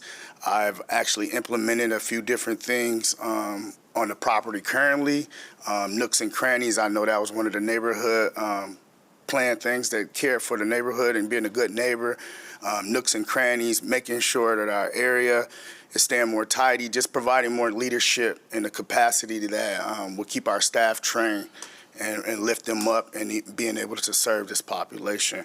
Over the last 3 days, to piggyback on clarification on how many people we serve, I would like to pass this around if I can. But over the last three days, I have ran a survey, and we served about 87 people. We got about 87 surveys. That's about an average number of people that we serve, but it kind of breaks down the needs of the community in the West Side area. And if you notice on the backside of that sheet also, it's a percentage chart of 75% of homeless and about 25% of housed individuals. And that was just in the last 3 days. So you talk about the need there is very great. We're here to step up to that plate. And what we want to do is we want to dispel all the myths of the respected business owners and the homeowners and people renting in that area, that we will work very diligently in collaboration. I've also been in works of Annette and myself. We went out and knocked on doors in the community to the businesses just so they could put a face with the name. Been opening that up. And also we have, I've created some different files on good neighborhood agreements that we will have our clients sign, and also some of the business owners that we'll have an open line of communication if things arises to keep down on the calls of police officers if we could take care of things within us. So with that being said, I don't know if any questions or anybody want to. Yes, yeah, so I'm wondering if we can address some of the things that Elizabeth mentioned during her presentation. I did try to write them all down so you didn't have to remember. But before we get there, I'm wondering if with this additional space, if folks will be able to, even in between meal times, be able to hang out inside the building. Very You'll much have so. that space for that. Yes, very much so, and that's what we look to have some real structured activities going on that we're not able to do at the present location because of space. We don't have room to do it. Okay. Some of those things in the visualization aspect of that is I had the pleasure of working with 100 and 100. So what I've identified working with that population, a lot of the individuals, when I was currently working outreach at Mel Trotters, a lot of the individuals that we got housed in that 100 and 100 were residing at Matthews House. So therefore, just hanging out there during the day. And what I've noticed is we've created complex care now. So therefore, that's another level. What I'm noticing is that they're struggling on financial things. So that's why I see in that space at that time, while they're queuing, that they have some type of classes like that offer financial literacy to keep them housed. Because what it's doing is it's costing the economic push in our community to drive up higher, because somebody has to find that money to keep these individuals housed in that 100 and 100. Thank you. And then I'm wondering, as far as the clothing and essentials pantry and food pantry and family food box, I'm wondering why the times for those are so narrow when your hours are 8 to 4:30? Quite often, the reason that we keep the hours to that is because we have limited resources. So we have the boxes are for the families, and the food pantry part is we get donations from a lot of businesses that we pick up on a daily basis. It can be fresh produce, and so what we're trying to narrow things down is that we get everything at one time, or have one opening. We get it probably comes in, we have a driver that goes out, and so it's probably between 10 and noon that stuff arrives, but we're trying to hold it to just a few hours that people can go through. But usually in that time period, everything's gone. The stuff has been picked up and used, and it's really hard for families out there right now. I'm telling you, it is really stressful. For sure. And so currently you're serving 80 to 100 clients a day. With this additional space, do you anticipate serving more? What number of folks do you anticipate serving? I would say it would still be in that area. Okay. we're not looking to get any big. We're just trying to suffice the need at this moment. Okay. And then I think there was a question about the content of the guest good neighbor agreement. What kind of things are folks signing off on with that individualized agreement? So I'm leaning and working on that application. I'm leaning towards more best practices, being able to communicate. If you look on our website, it's been updated. We have a hotline number, and so that is available for some of the business owners that we can build some type of relationship, and we both in agreement that we're going to build some type of relationship. So them signing off on it, the guests signing off that when they come to our facility, when they leave, they still respecting the community, and we won't be above correction as far as eliminating somebody's use of that property or those resources if they can't follow those guidelines.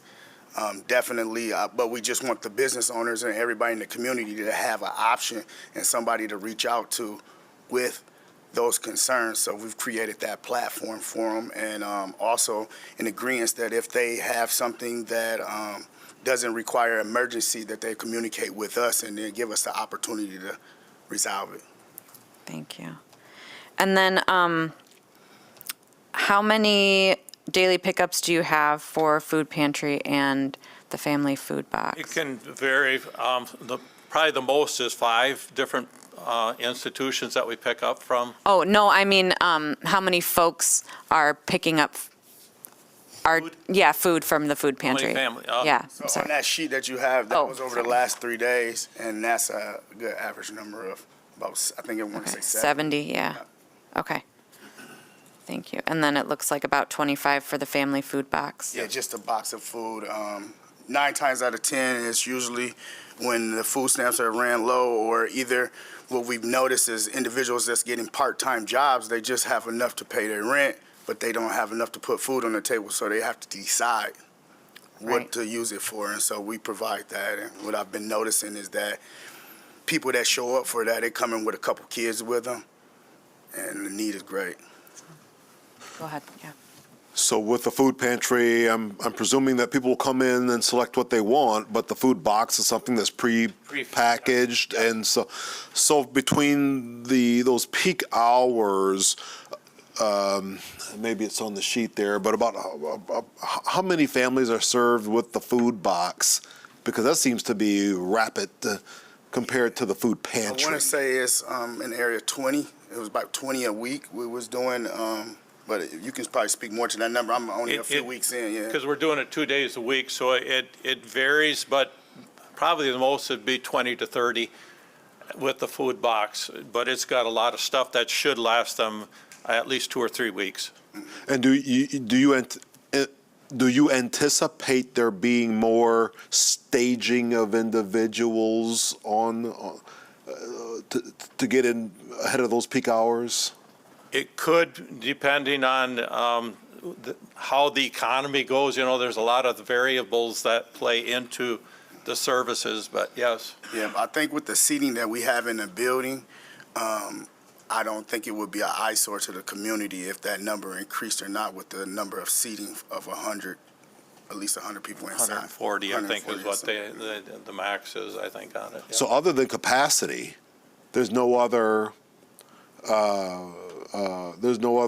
limitations on individuals that would be coming into the building and hanging out in the building? No. Thank you.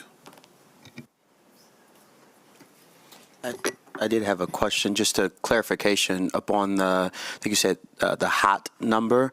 You send that to all of the businesses. Is that also to the residences? And then what's the flexibility on that? Is just the number to call, or could you text? You can, yeah, it's an email address and a phone number, and it's on our website also.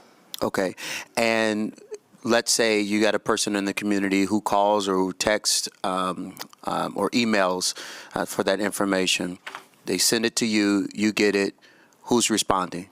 I'm responding to it personally. I've took the ownership of that to be able to not have that filtered through our day center, but directly to me in the email form and a phone number that's connected. Okay. Definitely, I will sit with, if it comes to a situation that where something that I'm not able to handle on my own, I'll bring my board in and some of my leadership staff. And then we'll partner, most definitely partner with the West Grand Neighborhood Association. Over the time, I've probably been to 3 or 4 board meetings throughout the West Side and been working on a relationship with them as far as communicating things too also. Okay, thank you. When this was tabled 90 days ago, one of the to-dos on the list was to produce a good neighbor plan, I think it's called. We do have it? Oh, okay. I didn't see it. Okay.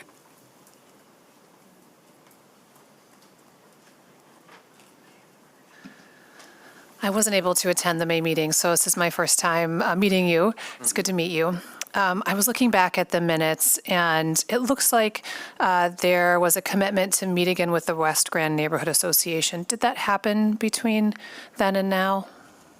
I've met with Annette on numerous occasions. We even went out and walked and canvassed the neighborhood together, and she introduced me to a lot of business owners that she had a relationship with. One of our thoughts was, after further discussion, mind you, in my 3-week period of time, we was taking into consideration that this meeting may be pushed back a little bit more, but at that time it had been scheduled. So I believe that Annette wanted to put it before her board with another visual look at everything, but in the timely fashion of the city and the appointed time of this appointment that we went ahead with it. Okay, thank you. I do have some follow-up questions that I didn't think about before. For the Good Neighbor Plan, I do see that, and I'm hearing everything that you're saying today. One of the things that we talked about when we left off the last time was instituting some of these practices where you are now. How is that going? It's going very well. We've implemented a lot of the things that they've wanted us to. But there's also, they've said, not in a timely enough fashion, whatever that means, I'm not sure. Well, yeah, I mean, it's only been a short amount of time, and it's always hard to gauge results, but you can gauge actions. Yes. And so have you been able to institute a number of these, and what is it like on the resources that you currently have in the space that you currently have with instituting some of the good neighbor practices? I believe some of the things that you're speaking towards is the CTEP. So visualization, cameras, closing off some areas. I know that was in the Good Neighbor Plan. The food pantry area, making sure no food is left on tables. Better tracking systems of people checking in, what services are being used. And keeping good data of names, birthdays of individuals so we can identify people. Well, let me ask more directly. The HOT system that you want to implement in the new location, have you implemented that in the current location? Excuse me? The HOT number email? I don't know the official name for it. Is that the official name for it? Yeah, it's live. Yeah. Okay, so it's live now? Correct. You can look it up right now on the website. Have people reached out for any incidents since the last time we met? Not to my, no. Okay, so no incidents at all since the last time we met? No, and I've actually already been talking with community officers also. I know the call volume before my tenure, the call volume, what I wanted to say, it was up to like 5 to 10 calls a day. They gave me a 6-month layout, and it was, they ranked it at about 5 per month, 5 calls. Okay. So I see some correction in. Dispatch to... Yes. Okay. Okay. Because I know there was the last time we met, there was a lot of numbers being kicked around, and it was calls in the community and not necessarily in response to Matthew's house. In terms of your food pantry, your food lines, things of that sort, you implemented new strategies to get them in and out quicker, track folks. How is that going? Going really well. What I've done is that our volunteers that we have currently and some staff that work in that area, I've taken them out into different community pantry areas we've honed in on different practices and been trying some different things. We don't exactly have the same setup like a Eastern Avenue church, but we went out and watched them in action and getting my staff trained, and we coming up with new ideas how we can accommodate that in the space that we have outside in the back area. But that's just being a good neighbor where we're at now, but I don't foresee that being a problem with the new land use. We kind of eliminate that issue of people waiting on the sidewalk, blocking sidewalk by a bus stop. Those different things that would make it look like an eyesore or be a deterrence to the community. Lastly, the last time we met, there were a number of business owners, and not just owners, but workers, who mentioned leaving late at night, and they were concerned over, leaving late at night, things of that sort, and having their businesses open late at night, which, again, this is in context, so nobody's saying that Matthews House is the source of all crime in Grand Rapids, but this is in context. But I wonder, have you reached out to any of those business owners who came in and spoke last month, any new business owner with the same level or intense concern, and have you been able to address any of those at all? I can speak towards when we went out and walked the neighborhood with businesses. I planted a card with them with a number and a contact, and I even followed up with some emails on some of those business owners that gave me their information or I had a chance to speak with. Yeah, specifically the business owners who came in last time. We have not. Have not been able to reach out to them? Okay. All right. That's it. Go ahead, yeah. One of the letters in the packet that we received cited concerns about the neighborhood and projected a scenario where guests might reside near the day center rather than leave the area. How would you respond to that comment? There is 2 apartments above the ministry that are not ours, that are run by the individual that owns the building. I can't tell a person that's renting the apartment that they can't sit outside and on their property or the place that they're renting. So a lot of what you're seeing is not individuals from the community. It's just that them, especially with the heat we've had lately, just to sit outside a lot more comfortable than being in a hot apartment.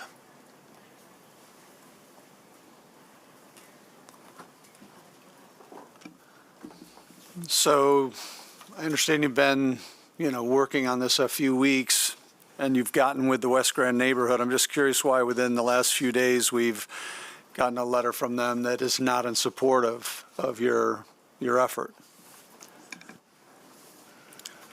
To be completely quite frank with you, I'm not sure of how that relationship was with Matthews House prior to this. But I did sense some tension on me coming in with compassion and love. And I'm not sure and not 100% where that may have led from or came from that may come out of this. And I know that we've been presented, or I have been presented personally with plans of a stocking elementary and some community hub. And I don't believe that the response that I gave was not that I didn't want or foresee that possibly happening, is that it's something to consideration, and that's just my personal belief. But other than that, I'm not sure 100%. I've been in full communication with them, and I've actually come to a few of the board meetings, the CIA meeting. I've been to a few of the other meetings and as such, and I've made myself very available. You communicated at a board meeting with the CIA, West Side Corridor Improvement Authority? Yes, sir. Who did you speak with there? It was a board meeting held at Simplified, and I showed there. I introduced myself and let them know that I was here to help out with, or I'm going to be taking over for George, and identify myself to them as a resource or a face with the name. And I've also went to the Stockbridge Business Association and the West Grand Board and introduced myself to the individuals that sit on that board.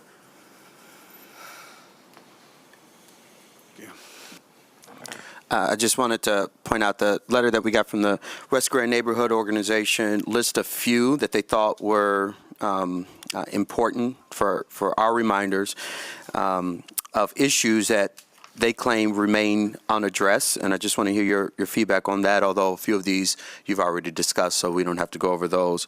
The absence of daily lot inspections and inadequate maintenance as relates to trash, abandoned personal belongings, and general disrepair persists on the property and surrounding areas. I won't have you respond upon the general disrepair. Obviously, you're looking for a new building, so that says all we need to know about that. But in terms of trash, abandoned personal belongings, for where you are right now, your current location, how is the trash management? That's also something that we talked about 90 days We ago. have a group that goes out twice a day in the community, walking through, picking up trash. Okay. So they've been very proactive and very diligent in doing that, making sure that we are being a good neighbor. Okay.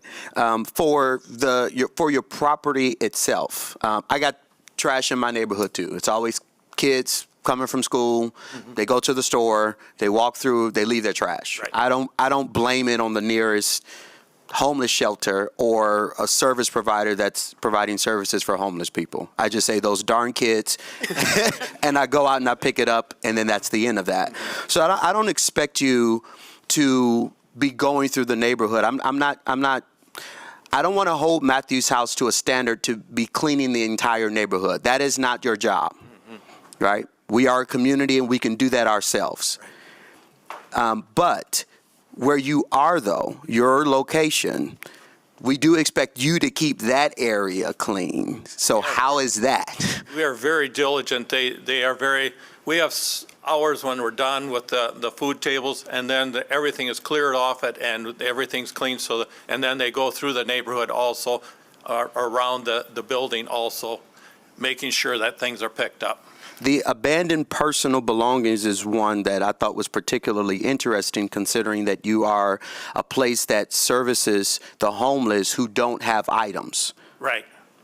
So would you have any idea what the West Grand Neighborhood Organization is talking about as it relates to abandoned personal belongings? What I would speak toward just in my tenure there, what I've noticed is that we have some individuals that have some disabling conditions, and them getting up the stairs with their belongings and going in, accessing the day center, that's very difficult for them to carry their things up the front of those 4 or 5 steps that it is. So what they tend to do is they leave their bags and stuff right visible in the window, and they're able to sit in the day center area and visually see their bags, so it almost looks like they're unattended because they have a footprint that if they left it anywhere else, the ordinance will dispose of them because of violating that ordinance, which may have everything that they own within it. And do you have people who help with that as a part of the Matthew House staff, volunteers? Or? Yes. If any bit, I've helped numerous amounts of times. A young lady carry her walker up the stair area and get her into the day center, but when it comes to her suitcase or something, it may be sitting right there on the side of the building where it looks like it may be abandoned. But believe me, this is all these folks have. And more importantly, just at the end of the day, this is clean. Yes. Oh, yes, very much so. Yes. I've been implementing after the food pantry, if there's no volunteers, no staff, if we have food left or not, it's removed and clean. Nothing is left on the tables for people to come back and get when nobody's back there and unattended. Okay. Last and most important to me is security concerns. There's an issue here, lack of visible and consistent security presence. We have talked extensively about security in the neighborhood, and I hear what you're saying, that you are taking it as your personal responsibility to go out and address those security concerns. You also just stated here today that you have received no calls or responses from GRPD for incidents related to Matthews House in the last 90 days. Any idea what they're talking about here? I'm not 100% sure. Maybe they're talking about potential, what it could be, or just the neighborhood in general. Since I've been there, the calls that came in is individuals I can speak towards, not without saying names, is individuals that didn't show up for court, missed a court appointment, and then the officers come down looking for them, or we've had some mental illness where we've had to call the mobile crisis hotline, and they come with an officer with a social worker. That's it. Any other questions? Okay, have a seat, and we'll bring it back up after the public hearing. Okay. I'm about to open the public hearing. As a reminder, all comments addressed to commission, no booing, no clapping, no jeering. If you have comments that are similar to other people, feel free to say what they said and just add additional new information that you'd like us to know. And then, yeah, I'll be pretty strict with the 3 minutes just because of how many folks are here. So I don't want to be rude or cut anyone off, but I will have to cut you at your time.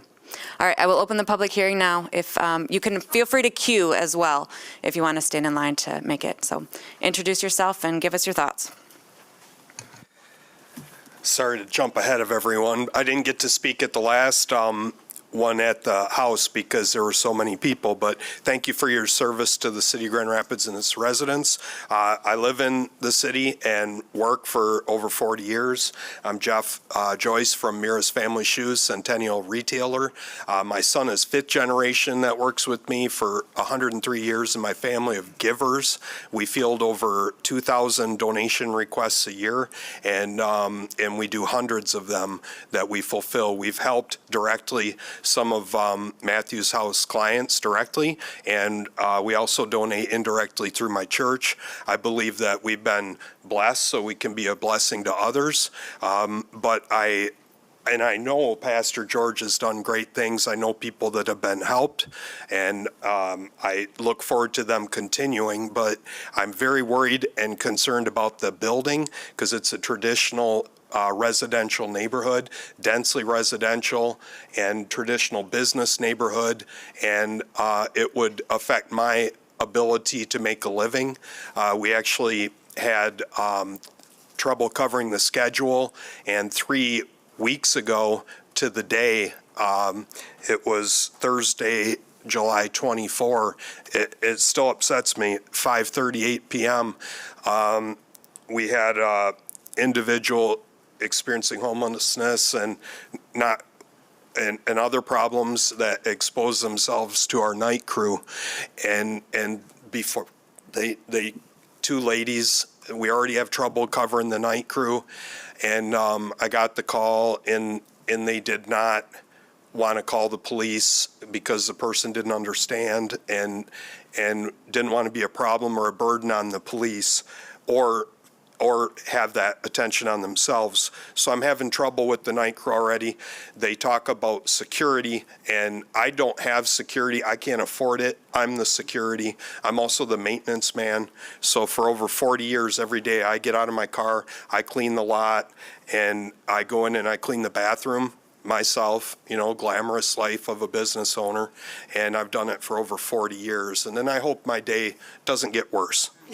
So we didn't know there was a hotline. We've never called the police, or I wouldn't say never. We've only called the police in most extreme cases. But the problem with the hotline or the police is the damage to my workers, my business, and the residents is already done. And I can't get that customer to come back. So I'm begging, please don't. I want to help this company. I want to help George and William, but not in that building. Should be down by the river in the commercial area, not residential, across from a church and a public library. Thank you very much. Hi, my name's Ed Ladwig. I own 5 properties on Leonard Street, so I want to talk to you about a couple things. Location, location, location. I own 619 Leonard Street Northwest. I just had a meeting with the Grand Rapids Police Department, Captain Baker and Police Officer Howard, with all the homeless back there. There's picnic tables back there that the city put back there for the bike path. And I've called them 36 times in 7 months, just to let you know, those are the facts. And let's talk about something else, the master plan. Does this really fit into the master plan for West Leonard Business Association? I know we don't have an association right now, but I believe it doesn't fit into our business association plan or the master plan. That's what you guys have to think about. Is that the master plan? So if we look at all these little issues, and with the properties that I own on Leonard Street, I have 42 tenants. Not one tenant got a phone call from West Grand, from Annette, or George, or anybody. I'm just telling you the facts. I own the properties. I have all tenants. I don't own any properties or any businesses in the properties, but my son does own Wenger's Bowling Center. To my knowledge, nobody physically went in to talk to him. I sold him my bowling center 10 years ago. So we've been on the west side for 40 years, my whole life. So I just wanted to point out some of these facts to you. Why didn't I get a phone call from any of my tenants? Why didn't they call me and meet with me? Everybody knows my phone number. Anybody that rents from me, I have 42 tenants. They can call me at any time. And I'm getting sick and tired of calling the police all the time. All the time. I got cameras. The police department's always looking at the cameras. Police Officer Howard's in the back. I just met with him on location. So that's all I've got to say, and those are the facts. Thank you.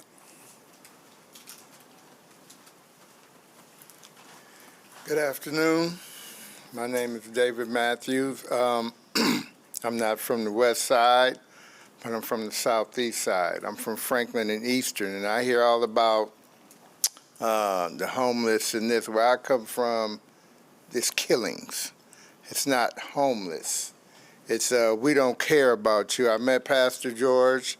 You know, I came up very spiritually, but I went the other way. I was like the prodigal son. But I didn't have enough sense not to go past the block. So when I got my inheritance, I just went down to the street corner. And things had got so bad for me that I couldn't hold on to nothing, couldn't keep nothing.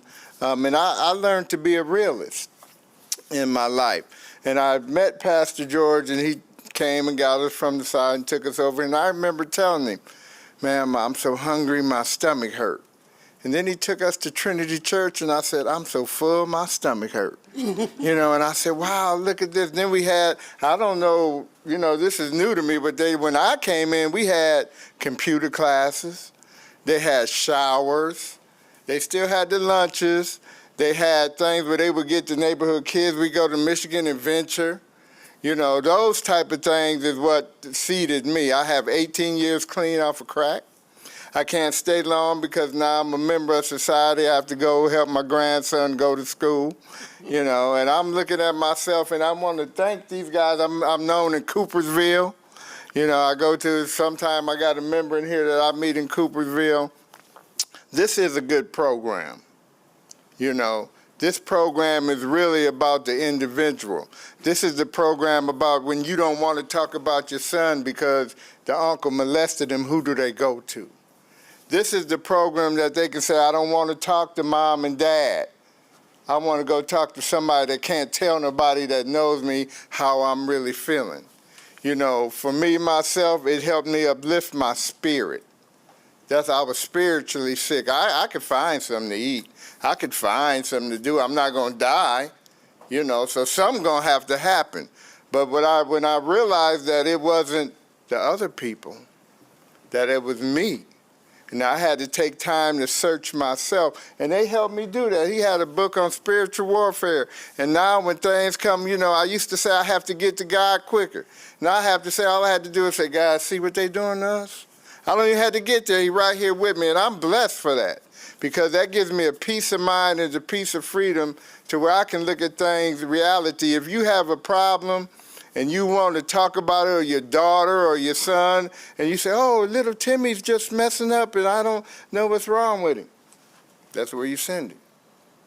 That's where you send it. When you don't want everybody in your business and personal, that's where you send them. Thank Where they you. can go peaceful, quiet, and learn how to live a better life. And that's all Thank I got. you. Thank you. Thank you. Like I said, I got to run.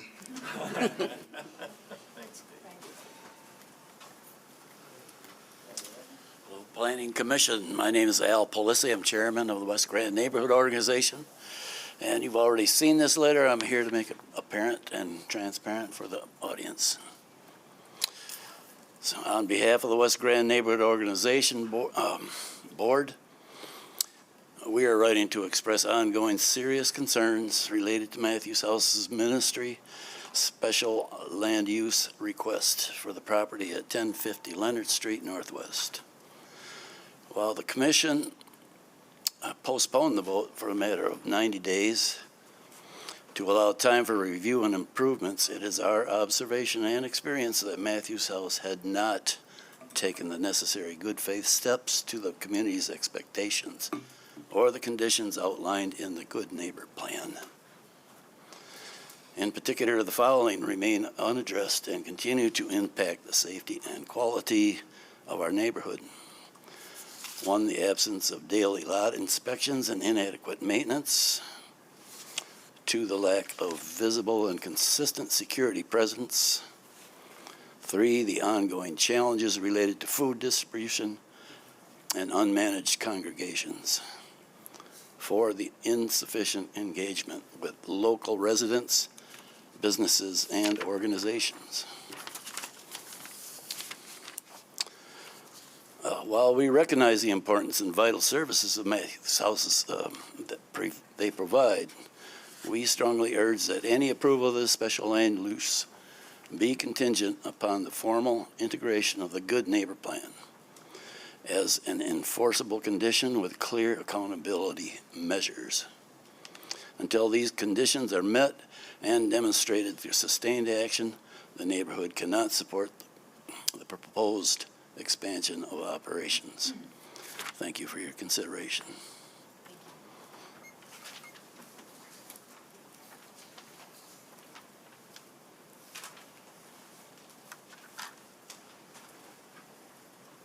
Hi, my name is Michelle Hawksma. I live near the proposed location, and we've lived there for about almost 26 years now. Some of my concerns are the current development of the Leonard Northwest corridor to increase pedestrian use in the area. I'm concerned how Matthews House location on the proposed location would have a negative impact on the pedestrian use by the neighborhood residents of the area. I have concerns about the Leonard branch of the Grand Rapids Public Library almost across the street. I'll back up a minute. I was a little bit confused in an earlier statement whether this is a center for homeless or a homeless shelter or center to help homeless people. It was mentioned that it was not, but yet then there was a number of maybe 75% thrown about.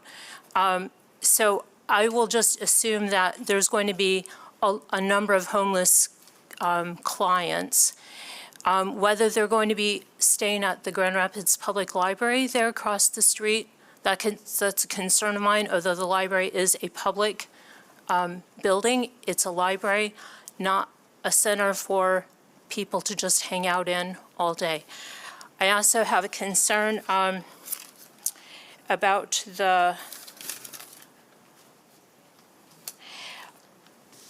in the updated application, it was mentioned that the 80 to 100 people that would be receiving lunch in a day would be receiving their lunch and exiting the building. Now mention was made here that people would be able to sit in the building. So I'm not sure. I'm going to go on the fact that the application said that they would be exiting the building. I have a concern if they are, again, the application said most of them would not have cars. If they're going to be walking away with these lunches, where are they going to be putting their trash? Is it on their way back to the library, along the sidewalks, in the parking lots of neighboring businesses, or maybe on their way to Richmond Park? This is a community a lot of people live in. That was one of the things mentioned. This is a residential community. Neighbors are struggling, but we are struggling to build a community there. And really think that this would be a detrimental to the community. I also have a concern if they are serving about 80 to 100 people right now in this proposed business, or the proposed location couldn't handle a lot more than 80 to 100 people. I wonder if it's a little short-sighted for them to move to this proposed location, especially with Pastor George mentioning the tough times that we're facing and the difficulties and the increases they might see. Thank you very much.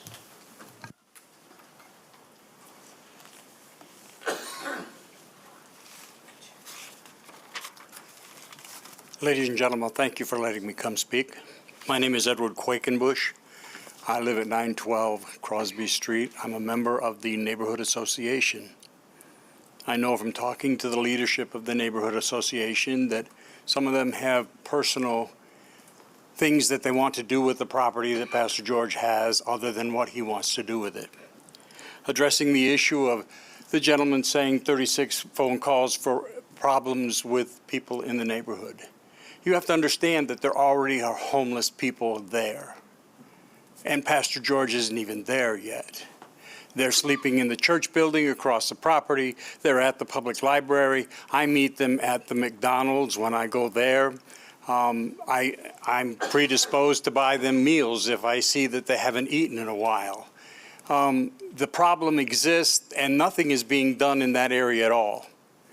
So these people are being pressed out onto the street. They're living in their cars, their vans, in tents, or just in the alleys. And they're there. I walk the neighborhood. They're already there, and Pastor George would provide services to get those folks off the streets. You have to realize that panhandling going on up and down Leonard Street, that is a consistent everyday situation. Those are mostly people that don't come to us because they're making money doing what they're doing, and that is not our problem. But I want you to know, I've worked 4 out of the last 5 years, a volunteer. I'm 76 years old at Matthews House. I've worked in the clothing area and handing out clothes. It's this time of the year when moms bring in their children because school's about to start and they can't afford to buy clothes. And we supply them with clothes that are good, decent, nothing that the kids would have to be ashamed of in wearing to school. I had one mom come in, she had 4 children and none of them wore shoes. They did not have any shoes. She couldn't afford them to have shoes. And I got their sizes, I went into our shoe area and I found those children 2 pair of shoes each and I sent her home with those shoes. That's the kind of thing we do. And we allow these kids to come in with their parents and pick out what they want to have with the clothing. We're providing good services. We are not the enemy here. We are a source of trying to solve the problem, not make it worse. And our entering into that area would be to try to remove more people off of the street, sleeping in the church entryways, sleeping in the alleys, and what have you, to get them into proper housing somewhere. So I wish you would consider that, and please understand that we are not the cause of the problem, that we're trying to be the solution. Thank you.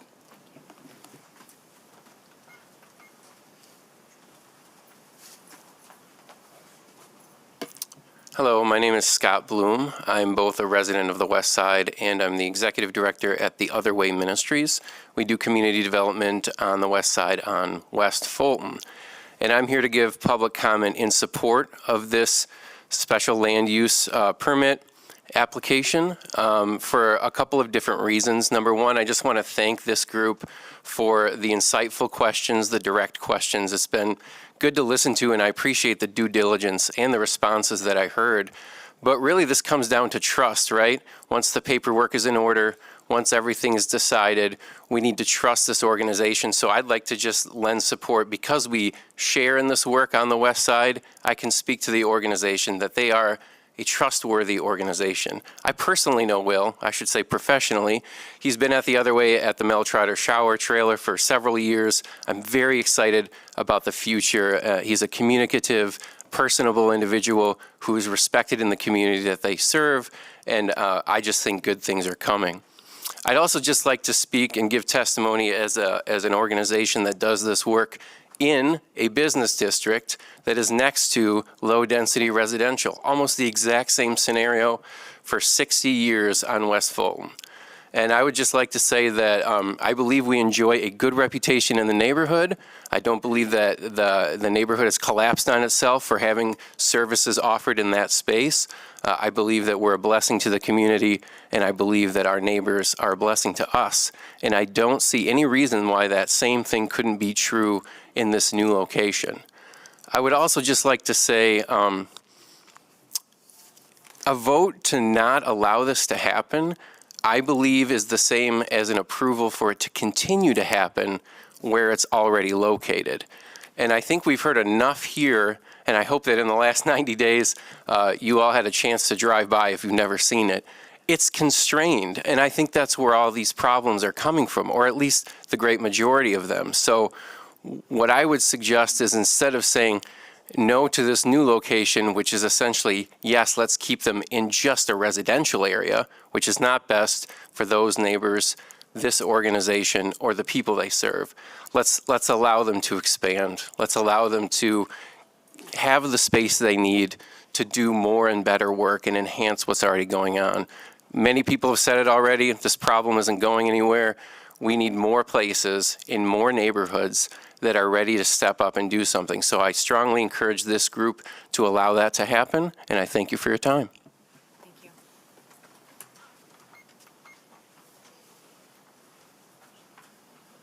Hello, my name is Lisa, and I live on Powers. For me, this is about two things. One, this location, and two, the lack of a strong, accountable management team from Matthews House. Those two things come together, and they are exactly why I cannot support this relocation. The last 90 days were supposed to show us that Matthews House could follow through on the promises that they made. Instead, this is what I have seen.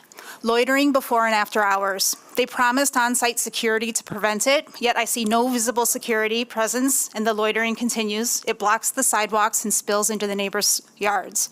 At a recent businesses-only meeting, Pastor George said, "I'm not responsible once we close for the day." That statement should concern everyone. If they're not willing to control it now, how can we trust that they will control it on Leonard and Powers? During food distribution, they still queue on the public sidewalk for pantry services, even though the backyard could be better used if they put in a little effort. And in their new application for Leonard, they openly acknowledged it could happen there as well, in the back parking lot along Powers Avenue. That's not what they promised. They said everything would be inside. As for unsafe behavior, on July 22nd, I personally saw someone passed out on the sidewalk just doors down from their current site. No one was helping. And it's heartbreaking, but it's also unsafe for that person and for the neighborhood. This is exactly what we do not want on Powers and Leonard.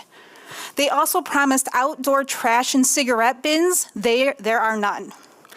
Walking by, I watched cigarette butts being flicked into the road. Their new plan said maybe a smoking area someday if they get funding, and the spot that they're saying it would be at is right next to a heavily used sidewalk on Powers Avenue. That's not acceptable.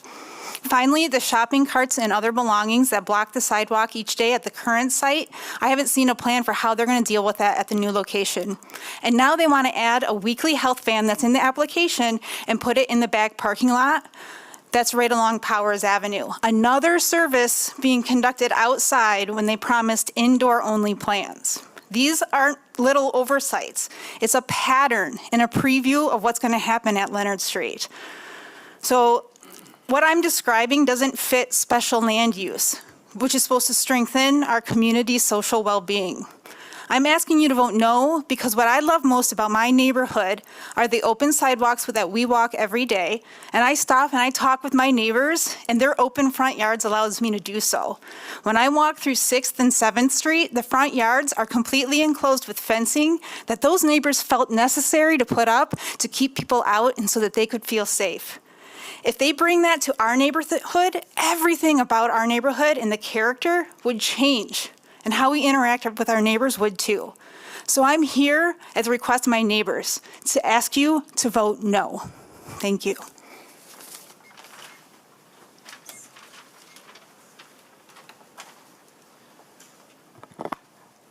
name's Josh. I live on Powers, about 2 blocks away from the new proposed location. Let's talk about their transportation claims, inability to effectively plan to address known issues, lack of neighborhood engagement, and poor operational management.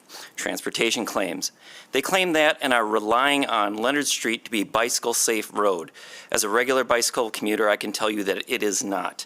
Even for an experienced cyclist, let alone a casual rider, or worse, someone trying to carry items on their bike, there's a notable safety concern. They also call it the bus line as a solution. However, the current site has a bus stop and has not solved the congestion problem there. The inability to effectively plan to address known issues. They have failed to create programs to address the negative impact that they do have on the neighborhood. The new application shows this clearly. We were told that they would work with the city to create a traffic flow plan. Signage, one-way directions, a delivery pickup sign is all that we have. It says all foot traffic will enter through the front door. For an organization serving about 100 people a day, that is not enough. Lack of neighborhood engagement. I believe the last 90 days were granted to give them a chance to outreach to the neighborhood. But since May, no one from Matthews House has contacted me, my neighbors, or anyone that I know that lives near the proposed site. No meetings with residents, no listening sessions, no door-to-door social engagement.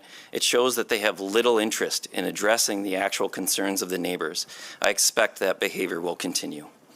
Poor management of change and expansion. At their current location, Matthews House has continued to expand their services and have spilled out into the streets without regard for the impact on their community. Blocked sidewalks, safety concerns, and sanitary problems are the norm. They have outgrown their space and are directly affecting their neighbors with every expansion and change that they make. As far as Leonard Street, their original application and plans stated that all activities would be located inside the building. Their new application has plans for outdoor services in the rear parking lot, which includes overflow for the food pantry and a health van. They've already outgrown their new proposed location before they have moved in. They've done it before, and they will do it again. They have expanded their services without addressing the impacts on our neighborhood.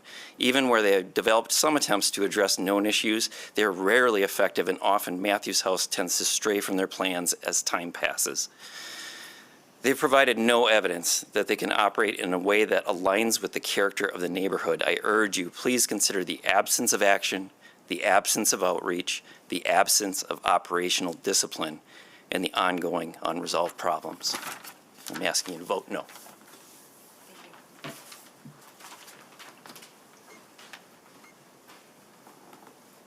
Hello, my name is Jamie, and I actually own a bar within visual distance of the new location for Matthews House. My cameras see it, so I do have access to watching the community come and go. I did address you guys at the last meeting. I know that there's a couple new people here and probably a new audience, so I just wanted to readdress a couple things that has not been brought up today. One, bar. At the last meeting, the pastor did say that most of the people that come and go at Matthews House do have a substance abuse problem. So I don't think that this is a great location for that. It's a strip of bars. There's pot shops on every corner within walking distance. You know, I'm open till 2 in the morning. And are their phones going to be available to come and, you know, if you want me to reach out to you instead of calling the cops and dealing with people that I know come from your establishment or whatever, do I deal with that now? Absolutely. It's not as bad as what it has been throughout the years, on and off, hit or miss. It depends. Some years are worse than others, but one story that I told you guys last time for the new Pastor William is that Christmas Eve of this past year, I had someone break into my patio who was obviously homeless, had a pedal bike, camped out on Christmas Day because, I'm sorry, I think I said Christmas Eve, it's Christmas Day because we were closed. So I go in there the next day thinking that it was actually from the previous night of them not cleaning up my patio, my employees. I had a Barbie doll out there, I had pants, I had someone had defecated on my patio, I had trash everywhere from wrappers. So I had to go through my video footage only to come to find out that this guy was on my patio, unplugged all my stuff so he could charge his phone, defecated on my patio, and I ended up going out there and cleaning up the mess, not knowing what was going on. It just blew my mind. I mean, I see a lot of things, right? I've had suitcases behind my dumpster full of brand new product that have obviously been stolen from maybe Walgreens down the street or Mira's shoe store, or I don't know where the product comes from, but they ultimately go in my dumpster. I've kicked multiple people out. I've had a Roto-Rooter there for clogging up my toilets full of needles. That costs my business money. I don't have money to hire security at 2, 3, 4 in the morning to walk my employees out if someone's hiding behind my shed or camping out behind my shed, which they have done. I have blankets there right now from somebody sleeping back there. It's just an ongoing problem. This is what concerns me. My concern is for my customers and my employees. And I do go in there every day, always stuff in the parking lot. I get it. I'll clean it up. I don't mind. Whatever. Part of business owner, right? But the security for my employees, and you're putting people that walk. 75% of your customers walk. So where are they going to go when you close down, and who's going to come take my call at 2 in the morning to help me? Thank you.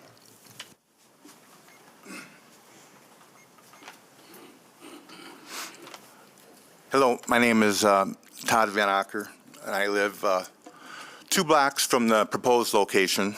And I grew up about 2.5 blocks north of the proposed location. My parents still live there.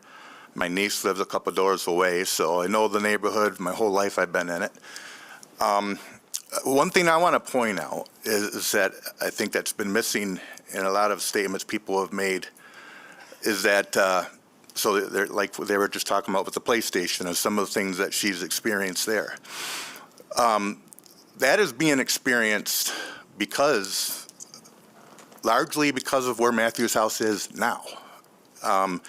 They do a lot of good things, but they attract a population of people who, granted, they'll look after their location, they'll make sure everything's okay there, but they don't stray far. If they're coming there 6 days a week to get a meal, or many of those days at least, they're going to end up in the neighborhood sleeping. That's where they're going to domicile themselves. That's their home, because that's what they're going to stay near what they need to go to every day.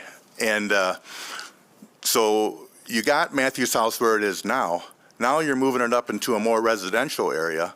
These businesses that are complaining about what they're already dealing with, they're going to be at ground zero now. So it's going to get a lot worse because it's things that are going on over there on Stocking and Bridge Street, they're a lot worse.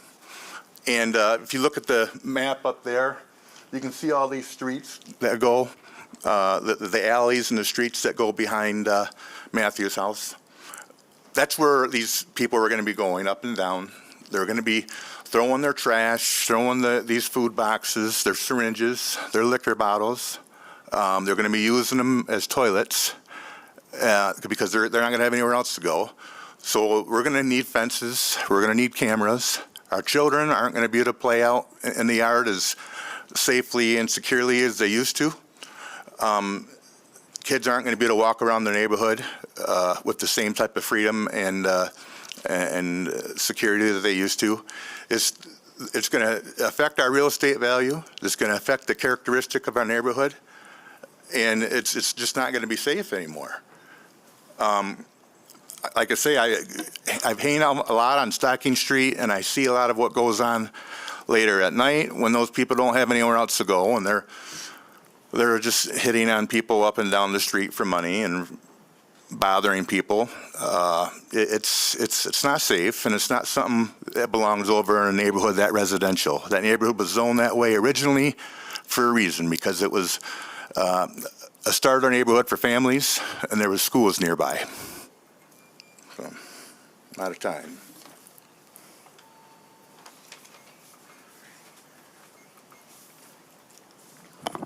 Good afternoon, everyone. My name is Sherry Walenta. I am a staff member at Matthews House Ministry. I'd like to start out by saying that we have implemented, well before we even had a building, the amount of police calls. Basically, I started working on the side, and I have now a male partner, Ron, that works with me. But prior to this, I've been there 5 years. My position has changed, so I'm basically on the intake of the numbers, showers, clothing list, and honestly, I am security. A 64-year-old woman. I have met the people of all walks of life, homeless or not, and our police call has gone down. In March of last year, 2024, working with all the deputies, our phone calls for police were about 14 to 30 a day. It had gone down literally in 1 year till today's date to maybe 3 or 5, possibly in the last 90 days. 2 of which I can know are for mental illness or also a type of emergency type health thing. Okay? What I would like to say is that those people, I am one of those people. I am forever grateful for finding Matthews House Ministry. I was from a very good home in Spring Lake. I found myself in need. I was housed, I was clothed, I was walked alongside of, and I found Christ. And everyone there had walked alongside of me, and I get to be a mentor, a positive person to talk with people who struggle with alcoholism, to walk alongside of them. I don't have a book degree, but I have God degree. I have smarts to be able to say to you, I love you today. It's about love and compassion. We don't need security when we continue to implement a new process with our staff, and that is what Will has done. That is what Pastor George has led us to, and that's what we continue to do. I can walk in the middle of a whole room and we get hugs and love. It's not like that. I've not seen one needle on our property. We have our people, which we call our family there, that utilize our showers, that go around and help pick up the garbage. With their wheelchairs right now, they will be able to bring them in, their house belongings, because they'll have more room to put them. They'll be able to attend an art class, a counseling class, and by the way, in the last year, housing opened up in Grand Rapids, and do you know the people that we partnered with as far as in the area for housing? We have been the bridge with the homeless in between Crossroads and therefore, and a lot, maybe 100 people that I know personally Your are time housed. is up. Thank you. Thank you for taking the time.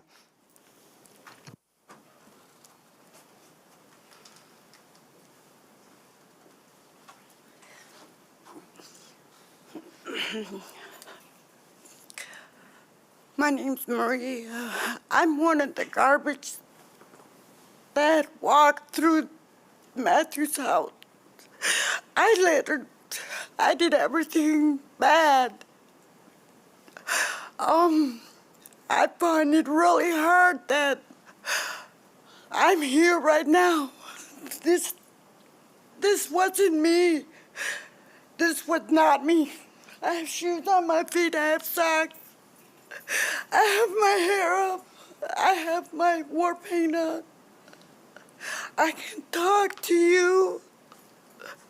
I was nothing. I was nothing. I started out with nothing. I have clothes on my back. I have wonderful people that I adore. It was so hard for me to knock on that door, to have a cup of coffee, to be able to eat, be able to take a shower. I am so blessed today, and that's through Matthew's House to open their doors for somebody that just was crawling down the street and sleeping on the street. I can't thank them enough for making me a human being again. I wish you would open the doors to a new place, more space. We can get people like me to be clothed and healthy and be able to speak. Thank you.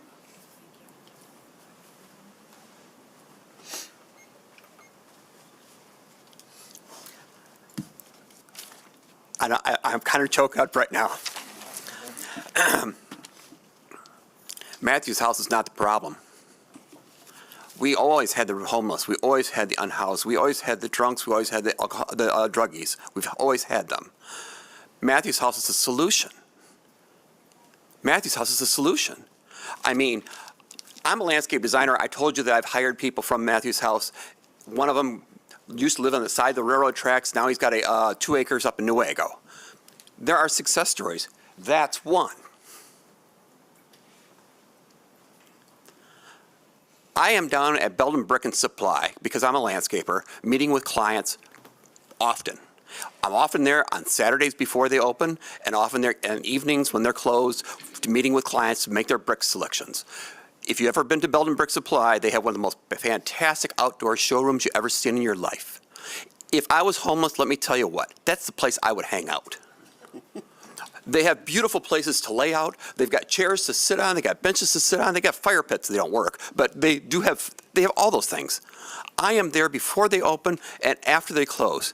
I don't see the problems that these people are all talking about. I was here last time, and I heard all these different businesses saying about the drugs and needles and the junk and all this kind of stuff they're finding. And I decided to go through the greater neighborhood of where Matthews House is, and I went less than a mile hub around. Do you realize that less than a mile around that area, there are 34 places that sell alcohol, marijuana, or drug paraphernalia? 34 places. Matthews House is not the problem. It's the solution. It's one of the solutions so that they can grab people like her and help her out. They can grab employees like I've hired and help them out. Some of them don't work out. Let's be fair. These people have problems. But they need that step. Matthews House is that step. Please, give this place what they need. Thank you.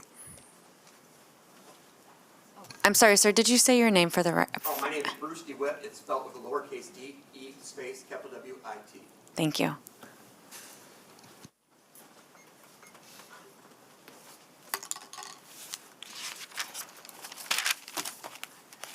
My name is Pat Sizek. I'm from across the street from this potential homeless trash. And I'm going to tell you right now, it's already been a headache. We have to watch our doors. We have to watch every time we go out the door. We have to watch our windows. We have to lock everything. And now we're buying cameras for all of our houses to be able to be safe. We have double locks on our doors. And I'm scared. I have to check out my car during the night, make sure it's safe because I can't put it in the garage. And I'm sick of it. These people are all over. You go into McDonald's, and it's like going into a zoo. They come in all sizes, shapes, and colors, and they are just plain nasty.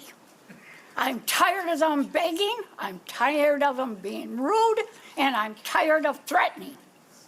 I walked home, and I had kids of foreign that came after me and threatened to kick my butt. As I walked home, of course I called the police. I don't call very often. I do know them. I know our firefighters. They're wonderful people, and I'm tired of them being pestered and being rude to. Our firefighters can't even, it took me weeks before they got to learn to trust me. Because we had a nice, whatever you call Girl Scout person. I never heard such a nasty person talk to our great firefighters. That was horrible. I wish I'd have had a ball bat. I'd like to got her attention. But at least we cured it. They're not allowed there anymore. It's not just our area, but we want our area kept safe. I want it where our police can go down our street and see that everybody's fine. I do walk my streets when I can and check it. Neighborhoods and everything. The things I find in the neighborhood are unreal. It's got to stop. I'm tired of the trash, and I don't need babysitters to take care of them and feed them. McDonald's is literally full of these things, and they're a wreck. We've been beaten, had ice thrown at us, we've had the store destroyed, and we even have them outside. Your time's up, Time ma'am. to change. Thank you.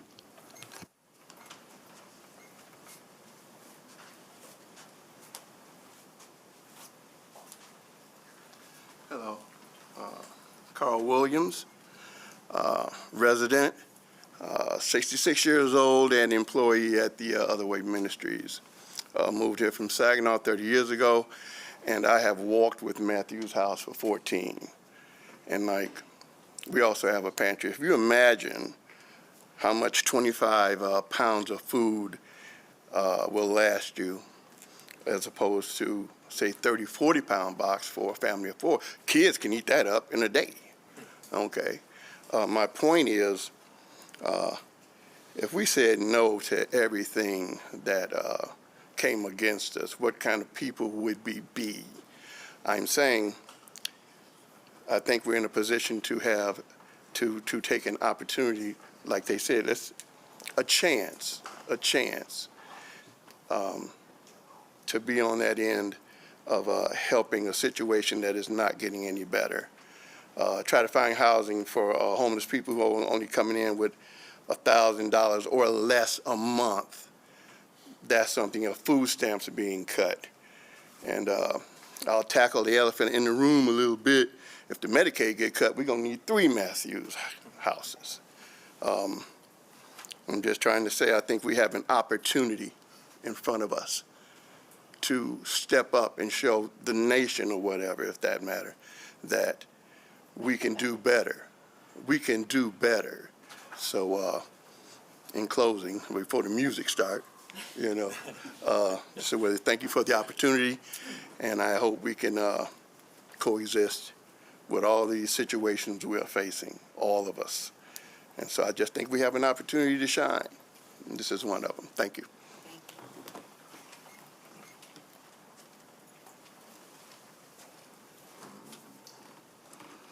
Hi, my name is Henry Admiral. Just interested in the ministry. I'll be very, very brief. 2 things always come to my mind. One is, if not there, where? If not there, on Leonard Street, where? Sure, you could put it on the place on the Beltline. That's not where the poor people are. You minister where the people are, where the needs are. And the place that they're suggesting for location is a place where the people who need the help are. So if not there, where? And secondly, I've learned over the years, ministry is messy. Ministry is not clean. If you do a ministry, it's messy. But ministry is all about helping people, and that can be messy. So I encourage you to say yes to this location and this ministry. Thank you.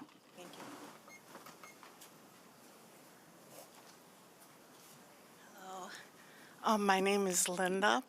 I live on Powers, and I'm not a speaker, so bear with me. This tears at my heart, I'll be really honest with you, because these people are not trash.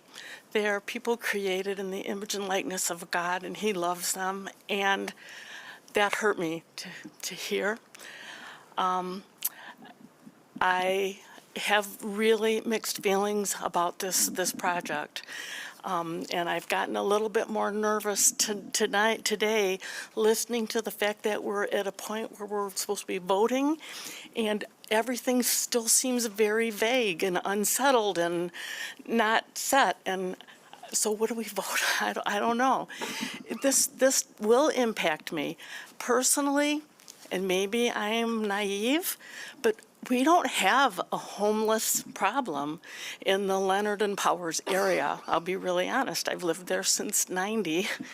I don't see people sleeping in the doorways of the church on the corner of Leonard and Powers. I don't see them sleeping in the library.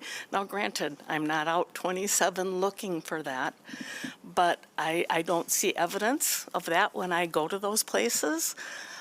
So I don't know, but I have concerns about inviting, the homeless problem is getting closer and closer. I have concerns about inviting it to come even closer, to invite people in, and we don't have a plan as to if they're going to stay, if they're going to leave. My fear, we have that wonderful Richmond Park right at the end of Powers. I fear that people are going to just decide to walk down Powers and set up a camp down up in the park and the nice little woods there that conceal things quite well.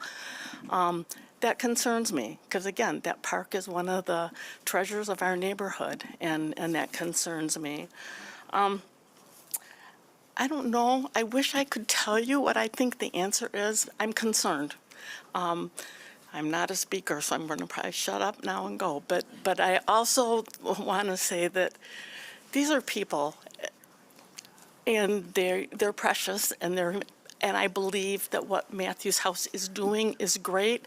I just am not convinced that this is the right location. Thank you.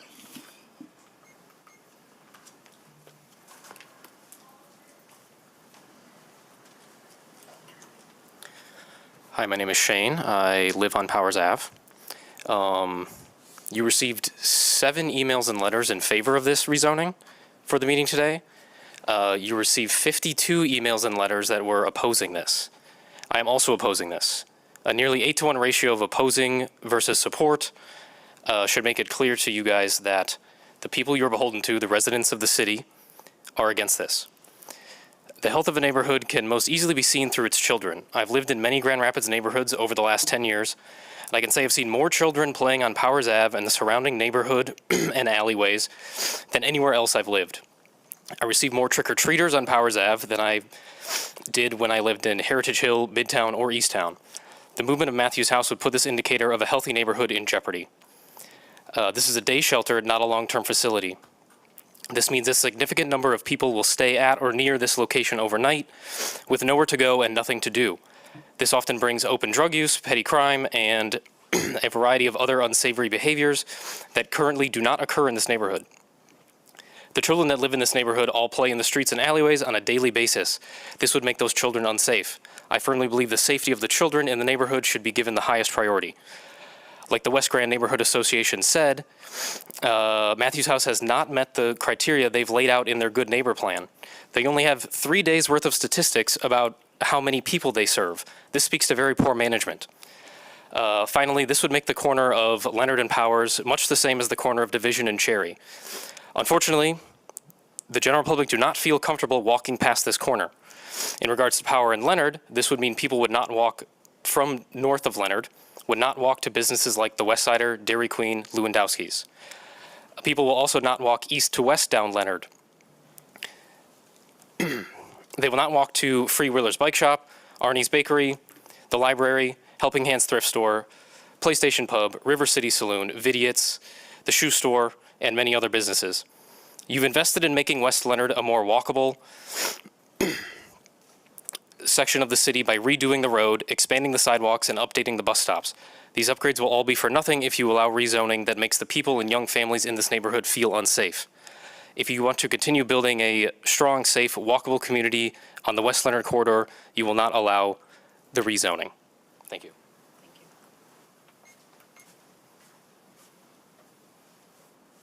Just kidding. Hello, my name is Heath, and this is the second time I've approached the bench. So I was here at the last meeting, and I wasn't really prepared at that time, but I do feel much more prepared today to speak. And I wanted to, at this time, read the email that I sent to you guys on Friday. So with that email, I said, "The West Side deserves the bright and inclusive future envisioned in the city's master plan.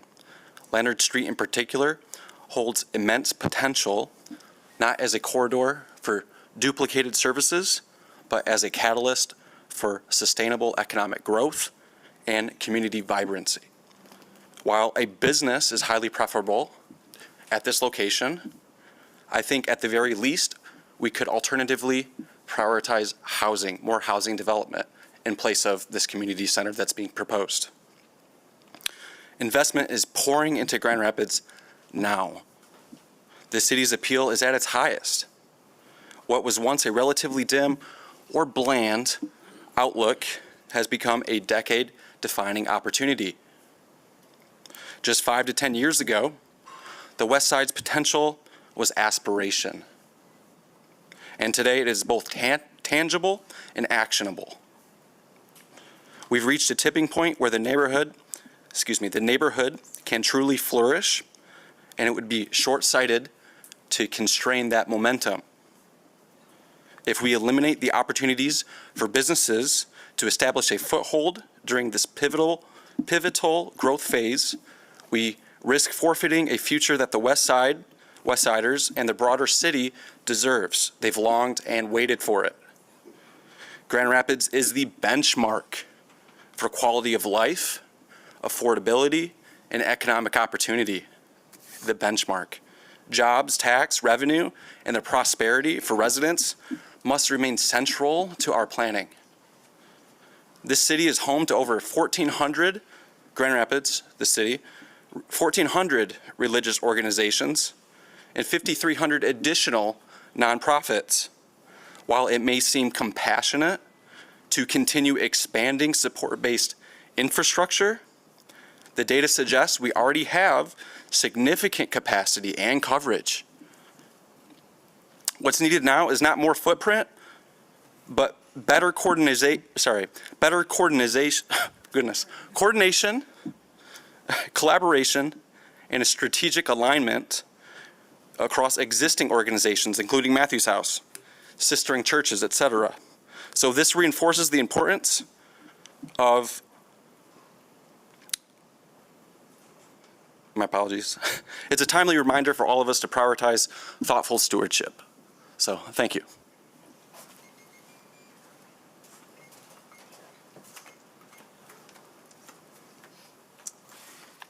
Hi, my name is Carol, and public speaking is not my strong point, but I volunteer at Matthews House and help serve the meals there.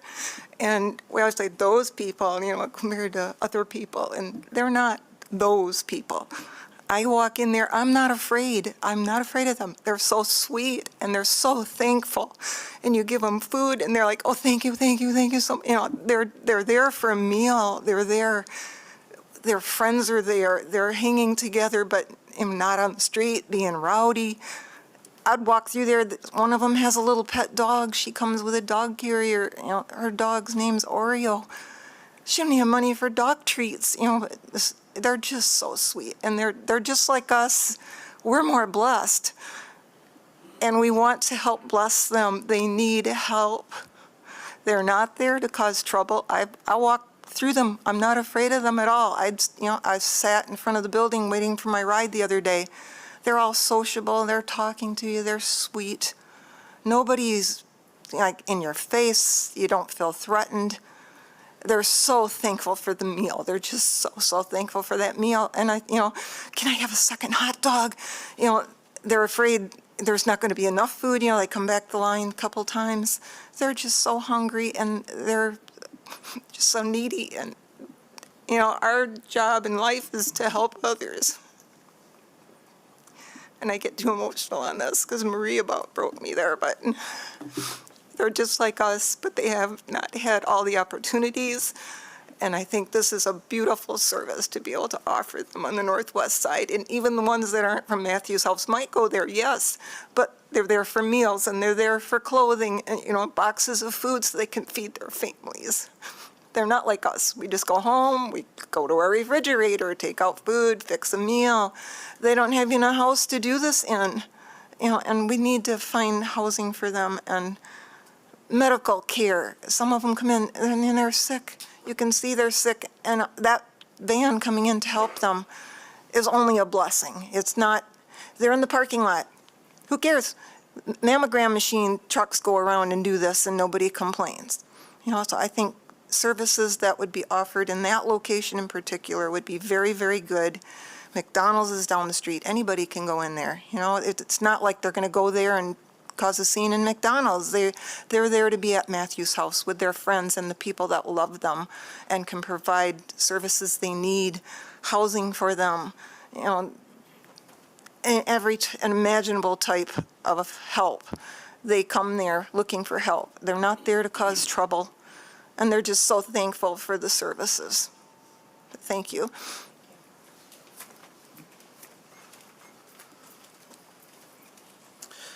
Hi, my name is Tim Ozinga. I live on Pine since 2001, and before that I rented on Powers. Both are on that slide somewhere.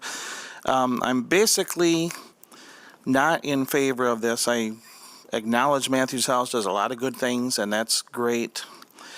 But I just see that this is going to cause more loitering in the yards and so on, because it's already happening.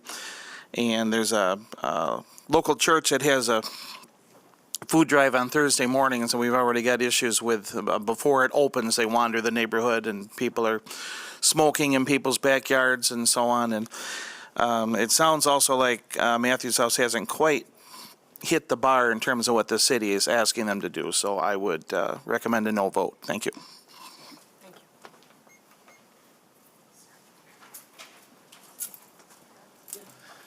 Hello, my name is Lyle Masunas. I work with Matthews House Ministries. A lot of things, listening to everybody, the two things that stick out in my mind is, it's like Eddie said, the problem is here already. You know, you got these guys talking about, oh, our business is already being trashed, or there's people sleeping. We had a meeting at the new location. That evening, there was a guy sleeping right across the street in the church doorway. It is here already. The problem is here. You know, the guy's talking about so many kids playing up and down. That's what we do is we serve these people, and then they go to wherever they go. It's not their home. Wherever their home is, it's not a house, but they go home. They don't stay around the neighborhood. They're not going down, and just all of a sudden we close at 4 o'clock, they're finding an alley to hide. No, they're going back downtown to Dégagé. They're going back downtown to Merrill Trotter. When I come into work in the morning, I can see them coming down the bus line, walking right down 7th Street. They're not right here where we're servicing. They got to come to us, and this new location, we're not going to accept people hanging out. We're looking to improve, you know, our reputation. The West Side, we are part of the West Side. We don't want these unsightly things. We're going to keep after people, and that's some of the things, like if we get this new location, if we have people, communities, we're open. If there's people we can identify that are lingering, scaring people, being where they're not supposed to, we can take care of that and refuse them services. If you cannot comply with what a good neighborhood program is, your services we won't serve you. I mean, we can be such a benefit. And I mean, we've got so much to give, so much to give. I mean, I can't even go into what we can supply. Not just homeless, but the community is more than welcome. Like Carol said, you know, look at her. She doesn't feel scared around there. These people that come know they have to behave. They have to perform in a manner that's acceptable. We are not homeless, we're a community. So these homeless people, I get on them. I'm like, hey, you guys got to stuff it up. We've got people here, you know, they're not used to this stuff. So I just hope you guys will give us the chance. I mean, like I said, the problem is here already. We can keep denying it and just say, oh, you know what? This is the other thing. They're saying that, like, we're already bringing it up there. No, they're not coming. Trust me, they're not coming down from where we're at in something Alpine and going up to the McDonald's on Leonard Street. They're already there, everywhere. Thank you.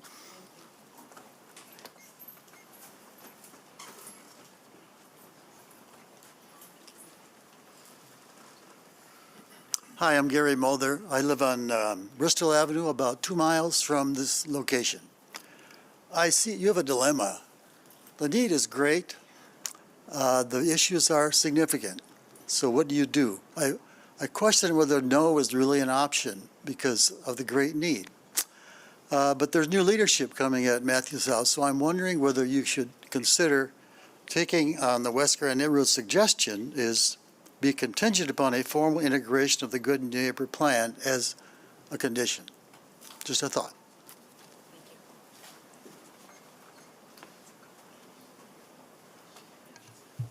Anyone else?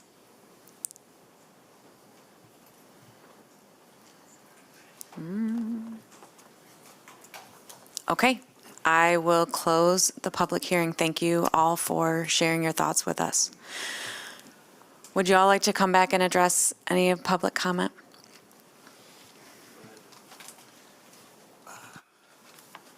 I just got, I appreciate everybody's honesty.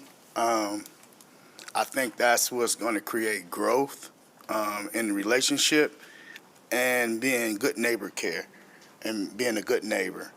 But yeah, I have one thing I'd just like to share real quick. It's been on my heart.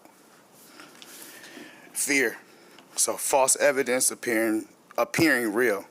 Fear is a sign that your mind is trying to protect you, but not everything unfamiliar is dangerous.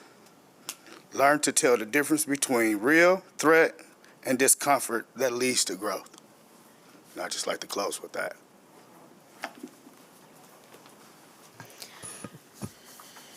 Does anyone have questions that need to be addressed at this point? Okay, then it is, oh, go ahead. I just wanted to confirm, there were a couple of statements made about the last meeting where Matthews House stated that the majority of the guests they serve have substance abuse issues. Is that true? Is that? I would not say a majority. We do deal with some that, yes. Sure. Yes, Of course, but not understood. a majority, no. Just wanted to verify that. Thank you. And then one more, if you don't mind.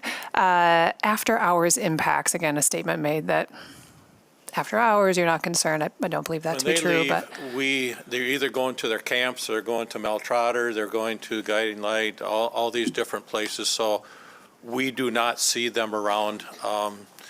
If they do, we try and discourage them from, we're not a shelter, we don't have space that we want for them to stay at, so, yeah. Thank you. Okay. All right, folks. Can I, I'm sorry, I don't have a question. Okay. No, we're on to discuss. Okay, perfect. I just want to say this, just so we can just get it out the way, and then hopefully it doesn't have to keep coming up. Unrelated to this, or sort of, my son and I, we've been walking through the book of Matthew in our devotions every morning, book, chapter, and verse. And Matthew starts out with explaining who Jesus is, and really giving evidence as to why Jesus is the Messiah. And one of the things in evidence that he gives is that Jesus is from the least of these. The prophets of the Old Testament talked about Jesus being of the least of these. And then it then makes sense in chapter 25, where Jesus then says, the Son of Man will come, he'll separate the sheep from the goats, and then he will decide, judge based on that, how you take care of the least of these. My son keeps asking me, who are the least of these? That's his number one question. Every time it comes up, who are the least of these? And I explained to him, it's the very people that we in our general society don't want to be around, don't like to be around. We don't accept for who they are because they're homeless, because they're addicted to drugs, because they have a mental illness. My son has a mental illness as well. I see the people's response to him. I'm 30 years old. I've been black for 30 years. I know what it's like to walk in a room and people automatically be afraid of you because of who you are, without even knowing who you are. So the mission here is great. The mission here is needed. The need is there. And I also want to address one comment. I hate to even use the word these people, because that separates them from us. And we are all made in the image of God. It's not those people. If you are homeless, if you are addicted to drugs, you are not trash, but you are a human being, seen in the eyes of God, no different than the rest of us. And we should all be fighting and riding for you like we would for our own. Because I'm also 30 years old. And what I realized by looking through my family's budget is things ain't getting no cheaper. And they told us if we went to school, if we got a degree, if we worked hard, if we did what we were supposed to do, then things would be cheaper for us. But somehow we're 3 to 4 paychecks away from homelessness. Make it make sense. It doesn't.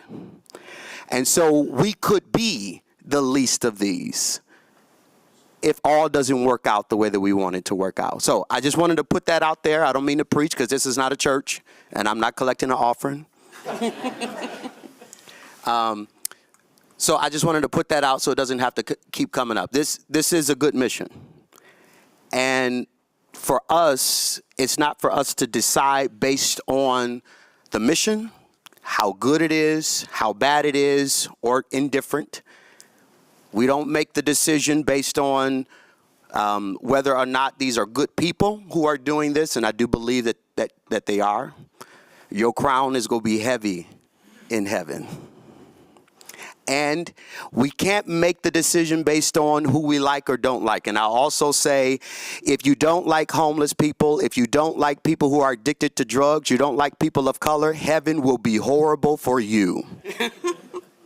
Because they're all there. But we're not deciding based on that. As a board, we have to decide based on the law, based on compliance with our Good Neighbor Plan, statutes, and regulation. And as we talked about last time, and I had mentioned, you can't do the right thing the wrong way. That's what my grandmother always told me. You can't do the right thing the wrong way. And so the questions that I asked today was all trying to address those things. Are we showing our ability to be good stewards where we are? Have we improved? And then does that give us the ability or the right to then move it to a new location, to move it to a new neighborhood? Not under the validity or the kindness of the mission, but whether or not it is complying with the law and our general characteristics of the neighborhood. And so I'm done. Well, I'm tempted just to say what Commissioner said. But you know, the work that you're doing is needed work, and it's good work. Homelessness, poverty, drug addiction, I mean, that's a hyper-local problem, and it exists in every neighborhood to some extent. You know, everyone has this inherent human dignity that they're owed. And that's, I'm sure that's part of the purpose for the existence of Matthews House, and even some of its sister organizations, the Mel Trotter, Degage, and so on. My concern is more practical, and it's that there appears to be a lack of intentional, substantive outreach to the neighbors. Intentional, substantive outreach to local businesses in that neighborhood. Neighborhood associations. And that causes me concern with this, with the application.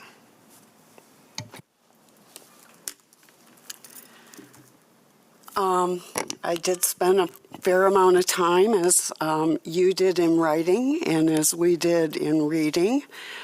Our agenda packet was over 400 pages this time. And I appreciate the concern that people have lodged.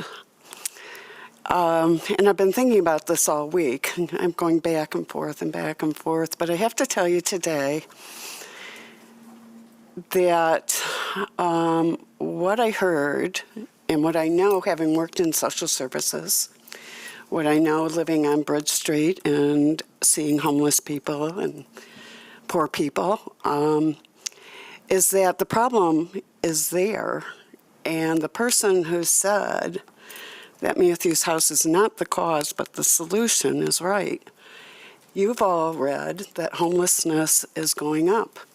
We all know that our houses that we have today, we probably couldn't afford, today, because the housing crisis is caused by shortage of housing. So part of that homelessness is a problem, and having been at times in my life one paycheck away from who knows, it is a problem of our nation and a problem in our community. And where better to locate something than what I'm hearing from many is that you already have a homeless problem. So does downtown. So does Hartside. So does Heritage Hill. Many of our neighborhoods have it. We need places like Matthews House. I was at a fundraiser last night for a local food clinic. This is a food clinic where you have to have a membership. You get points. It's a very wonderful place. And since May, for the first time, they've had to turn people away. They've had to create a waiting list. The need for food is, as we all know, the cost is going up, but the need is going up as well. I think it is important to have these services. Earlier today, we had application from Salvation Army. They're located in Fulton Heights neighborhood. They have a food place.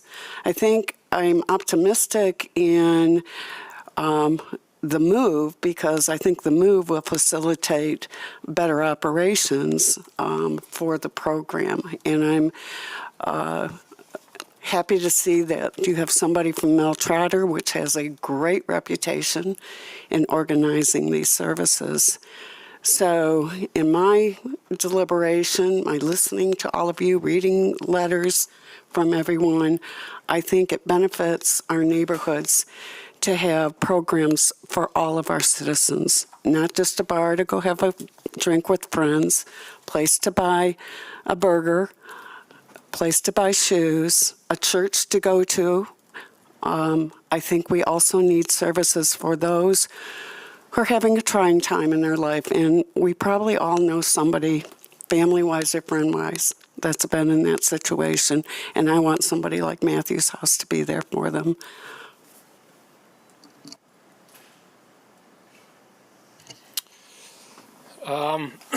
Yeah, this is a tough one. Like has been said, we've had a lot of communication about this. There's a lot of information, and we spent, at least the last 90 days thinking over this application and this opportunity.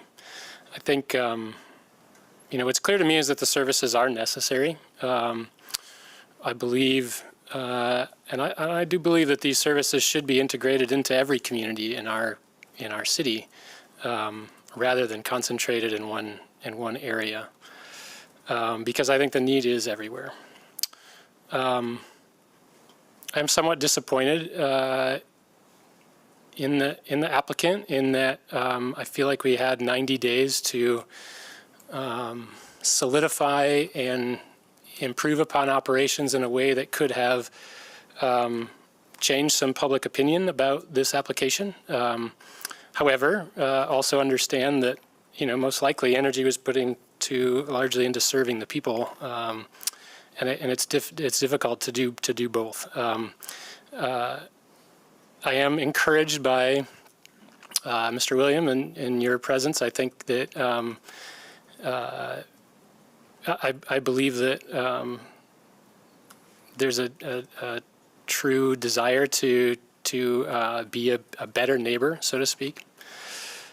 I'm also disappointed honestly, in the amount of energy that's gone into opposing this. And I just wonder, from the businesses and the neighborhood association in general, if that energy had been put into assisting, where would we be today?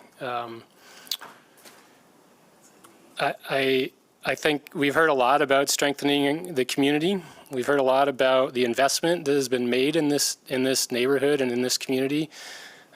We heard about neighborhood flourishing. We heard about quality of life and opportunities that were available. But I think the reality is those aren't available for everybody, and not everybody's flourishing. And if there are people in the neighborhood that are not flourishing, then the neighborhood is not flourishing either.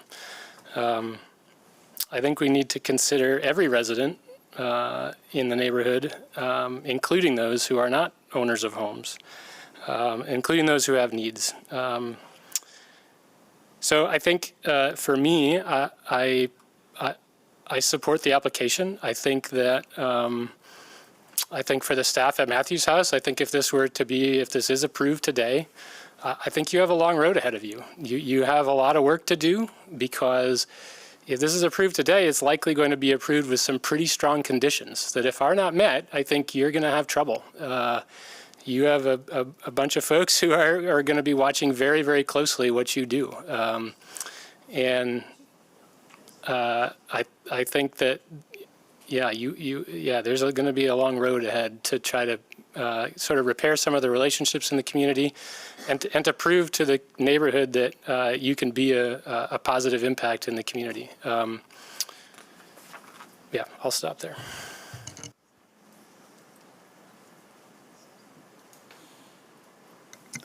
So I think the location is fine for these services.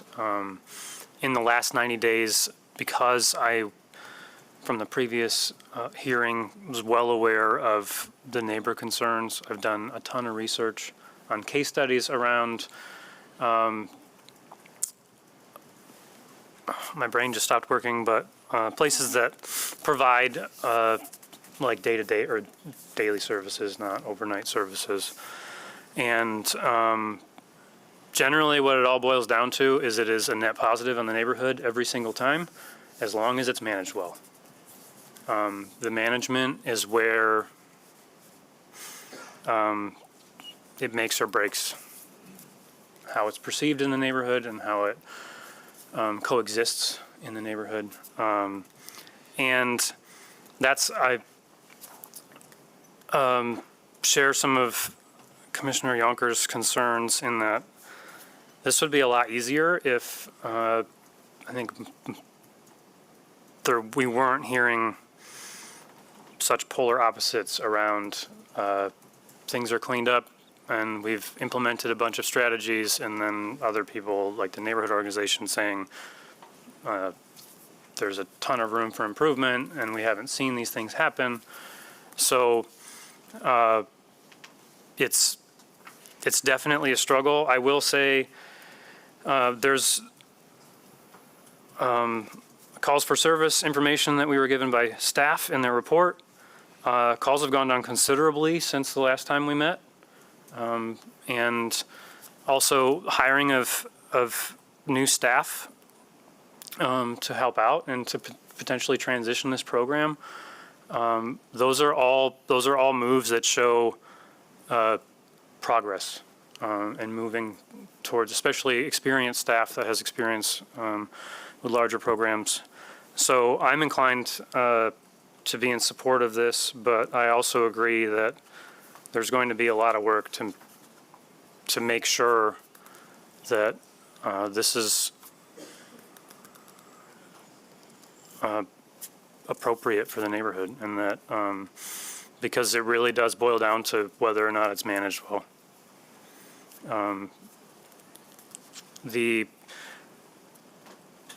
Another thing that I thought of during testimony is serving 100 people a day in 10,000 square feet is really not very many people.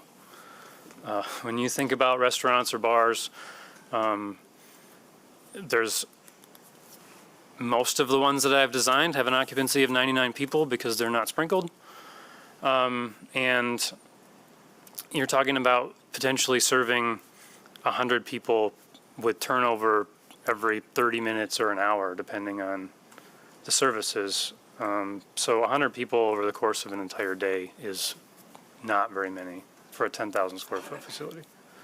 So, and I may have the square foot number wrong. For some reason, that's what's in my head. But, yeah, so that's all I've got for now. Oh, all right. I have a full page of notes, and I hope I'm eloquent in my comments. At the risk of being redundant, but I think we're saying it's important for you to hear how I feel. So I do not believe that homelessness is synonymous with crime or with a lack of safety or with trash. In fact, I have an uncle who is that. And when I see our homeless, I see him.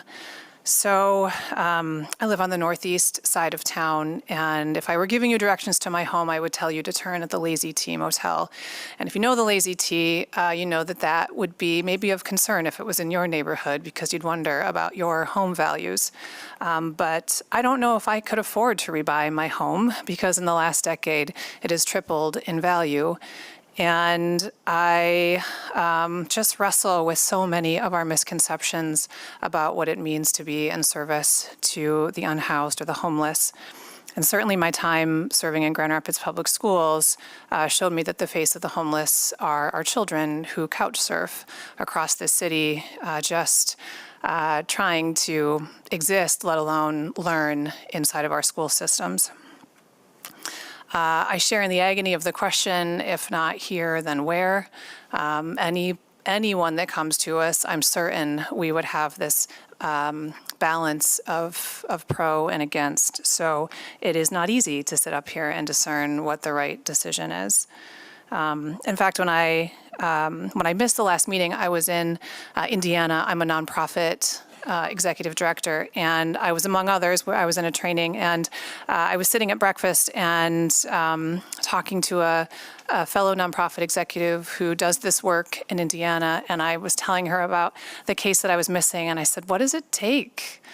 And she said exactly what we've heard. She's like, exceptional management. She's like, we are bought into our neighborhood because we are in relationship with our neighborhood. So again, at the risk of being redundant, I'm kind of slightly tipping to saying yes with so many conditions to ensure that that's the story at the end here, that there was such exceptional management of this program that a neighborhood and a business community rallied around everyone that's being served. So that's where I'm at, but yet I also have to have that kind of rigid look at what was the intent of development in this corridor, which is not the heart, that's the head, and that's the hard part of this work, I think, sitting up here.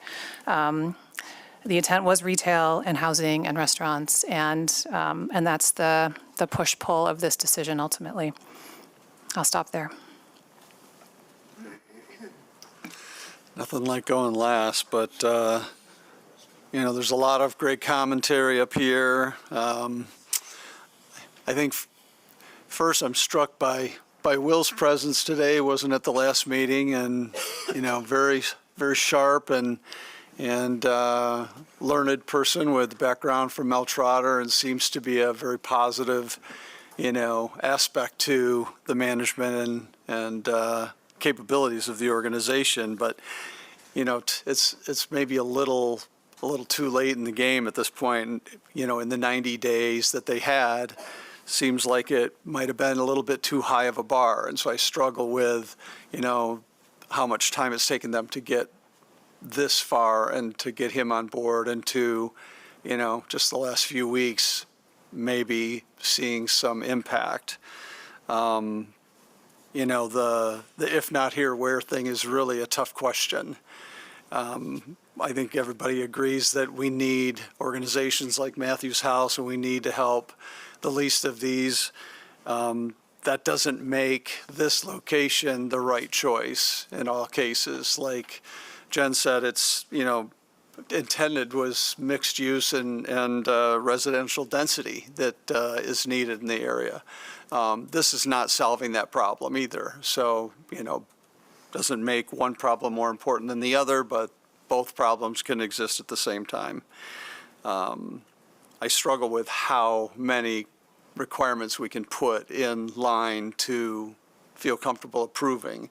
You know, one of those things being, you know, requiring everything to happen inside the massive space that they have, and not having it happen in the parking lot and on the sidewalks and anywhere else. You know, there's a lot of voices out there talking about the greater impact upon the adjacent properties and the neighborhood and the community, you know, the significant intensity of use for that area. And that falls to our special land use, standards that we have to judge everything by. Not from a personal standpoint or an emotional standpoint, but by the review standards. Something that will, stand the test of time and not get appealed, right, in the decision that we make. So it makes it more difficult. I think the other thing that really frustrates me, and this has been reiterated now a couple of times, is the outreach to the organizations, that there is not support from the West Side Corridor Improvement Authority, and there's not support from the West Grand Neighborhood Organization. That carries some weight because those are groups of individuals that had open doors and we could have made progress to, but that progress wasn't made. It just makes the decision that much more difficult. So I'm kind of struggling and on the fence at this point.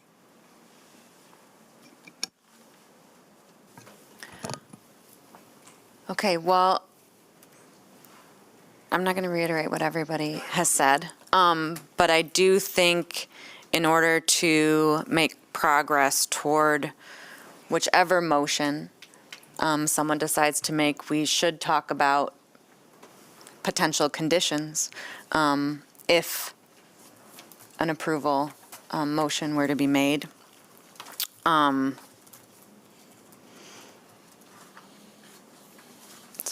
not going to give a speech.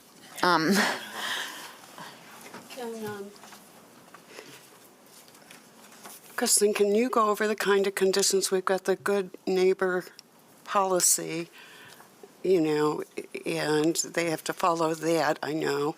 What other things, and how can those be implemented in a way that they're successful, I guess? Well, right now, we had a number of suggested conditions based on internal staff conversation about making sure that activities were taking place inside and not in the public right-of-way or the parking lot, that we get a copy of the guest agreement, that we can review perhaps in partnership with the GRPD. We talked about looking at how waste management was going to take place, talked about transparency. I think one of the challenges with me answering your question is I heard a lot about concerns on the management side of things and the need for very strong management. And I don't know that I heard enough conversation yet as to whether you think that the submission of this current application has sufficient parameters in place with either the Good Neighbor Plan or just the application generally that speaks to the operation management. Is that sufficient to provide a structure by which Matthews House must operate to ensure that good management is taking place? Go ahead. I was just going to say, to that point, yes and no. It's on paper. It's great. Is it actually being implemented? Is it being implemented in a timely fashion? And then what is good? What is because what I think is a good implementation for this is definitely not going to work because I don't work there. I don't lead the organization. So it's kind of difficult to do that. But the other side to that for me is the standards at which we are judging. I hate to use the word judging because that's such a tough word. But anyways, the standards at which we are holding Matthews House accountable to.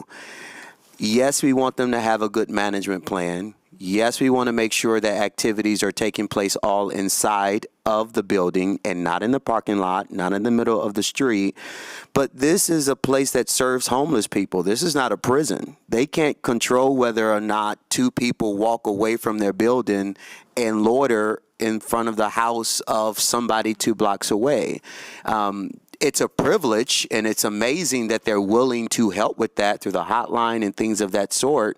But if we're holding them accountable as to how many calls the police gets because of 2 people who came from their building loitering, I think that's the wrong way to go. Yeah, and I don't think that that's at all what city staff was suggesting. I think when we talk about management plan in the staff report, we talked about Is there offering to provide trained security professionals present during hours? Is that sufficient? Is there offering to provide a security system to monitor indoor and outdoor?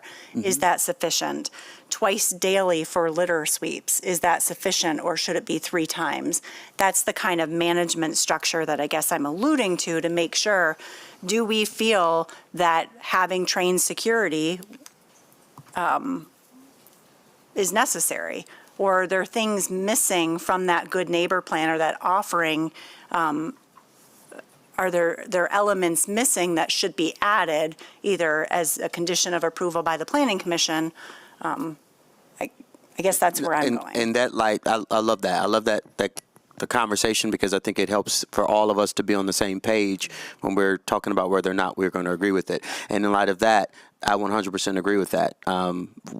We should hold them to tough standards with the things that they can control, like security personnel and their training of them, like security systems and their operability of them. We all go to stores who have a security camera that never works. At least that's what happens on Law and Order.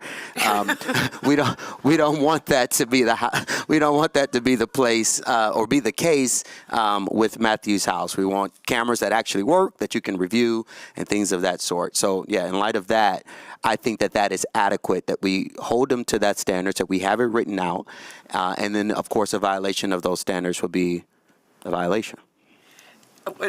I agree with the commissioner, and how is this monitored? Is it by complaint driven? What is it? So they did provide us with a pretty thorough operations document in here, including the security cameras and security guard, and an outline of how the flow of the different services they provide, they're proposing to operate. So is that sufficient, what they've put in this application? I think that's the question you're asking, right? And I guess I think it is, but I'm not a expert. I did run an organization in Hartside area surrounded by shelters and places like that, but I'm not an expert on knowing what those standards are. So I look to staff for that, but it sounds to me like that's sufficient. It's more the how do you make sure it's being implemented, that I just want to understand how that works. Yeah. Both, so it's not unduly critical of the agency for things that are beyond their control. A lot of neighborhoods, particularly in the more inner city and in my neighborhood, you have people asking for money, and you can talk to people at the Downtown Management Board and the Chamber and different other organizations that have met together on how are we going to manage this? Yeah. So it takes the neighborhood as well as the agency, I think, in many ways too.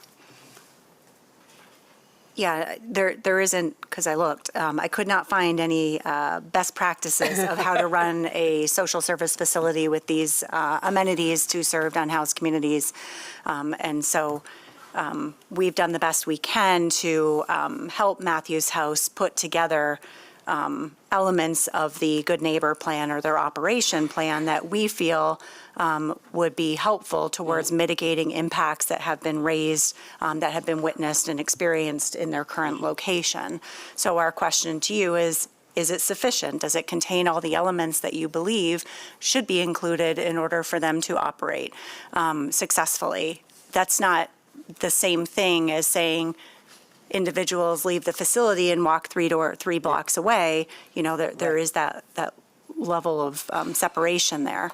In terms of enforcement, you know, the process is a complaint-driven enforcement process with the city. Okay. And so we would, if we were to receive a complaint, we would look through whether that comes through GRPD. We have liaisons in our code compliance department that would be in constant communication about any land use matter, to say we have an issue, we have complaints, bring it to staff planners, and then we work together to determine, is that a violation of their land use? If it is, then enforcement is initiated. Now, having an enforcement-based process is never simple, and so that's why we try really hard to make sure that applications, or land uses that have the potential for impact, which most special land uses do, that we really try to bring together as much structure to their operations and enough specificity that we can use then should we have challenges or issues or complaints that come forward.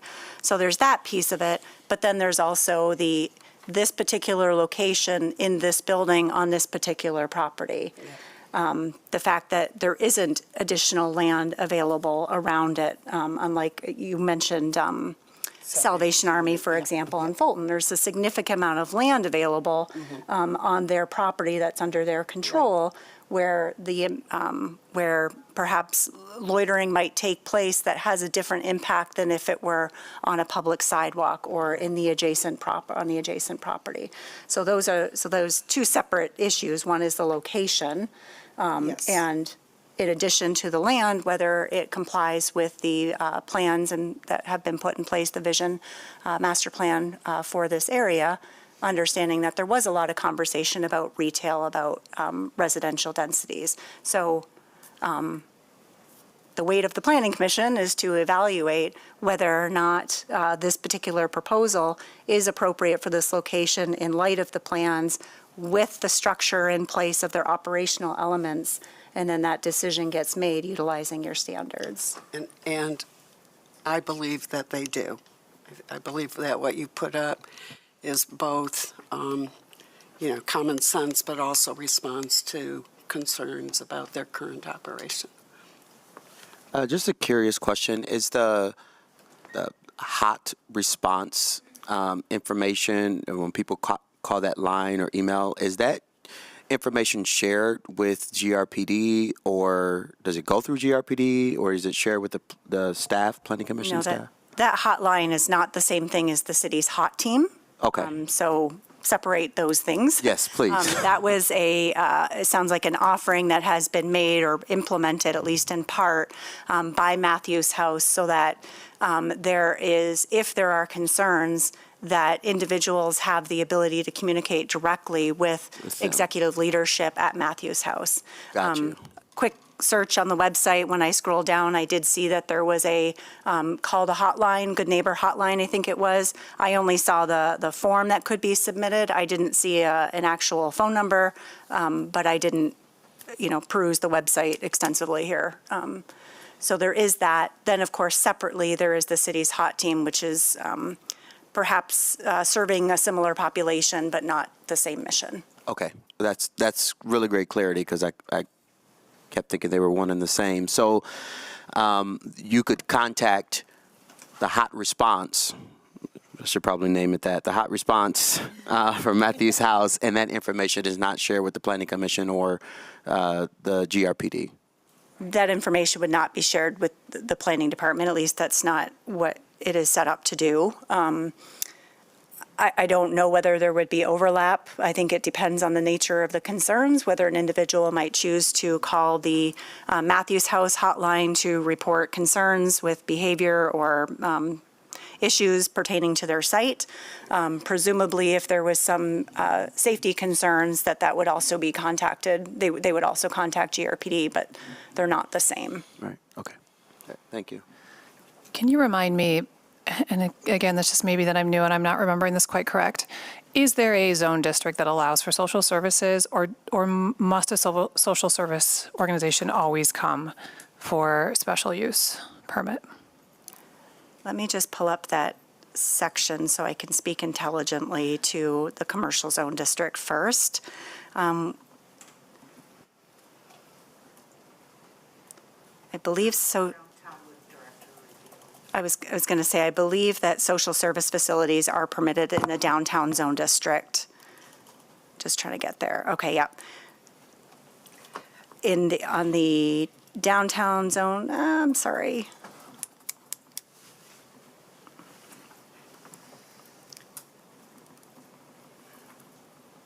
Okay. So in the downtown zone district, social service facilities are permitted uses. They're permitted in the transitional city center. They are permitted uses when on the upper floor of a traditional business area, not on the ground floor. That necessitates special land use. They are permitted in transit-oriented development zones, which we have very few of, so I won't belabor that. They are also permitted in our commercial zone districts. So social service facilities themselves are not often presented before the Planning Commission, typically only when they are in residential zone districts, or in this case, on the ground floor of a TBA zone district.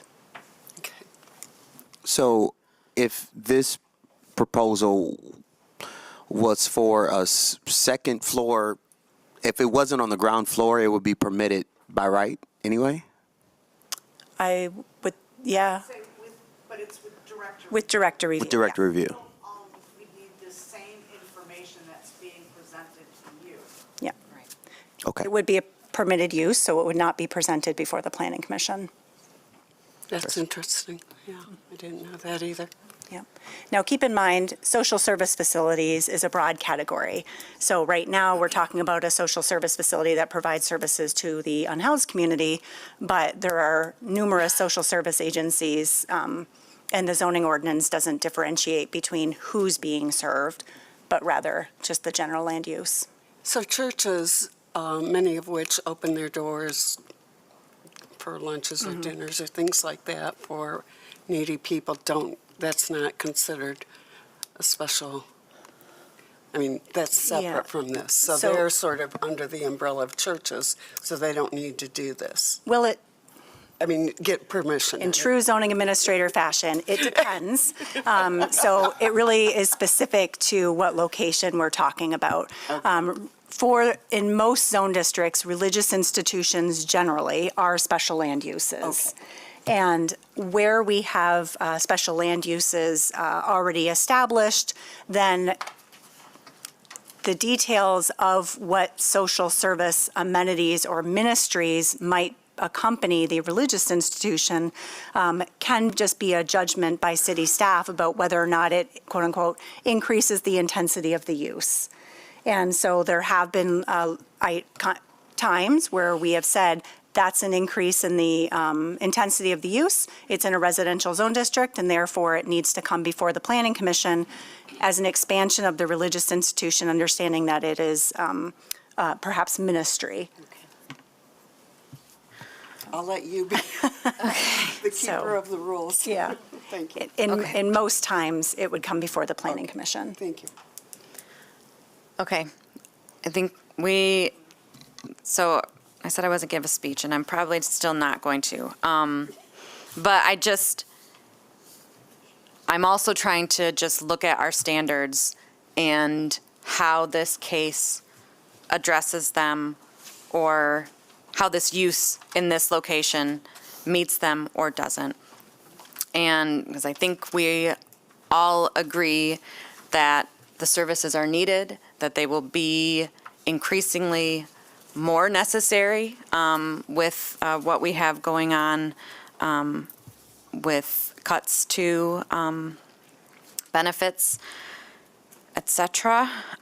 So going back to the master plan and the zoning ordinance, looking at some of the information we have here for compact centers, providing a mix of uses, I think it meets that. This is a service and services are part of a mix of uses in these neighborhood centers.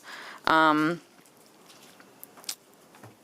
think it meets site plan review standards and environment. I think the largest section here that we have to consider is neighborhood effects, and how, if there are any negative or adverse effects, if they will be minimized through the operations and good neighbor plan.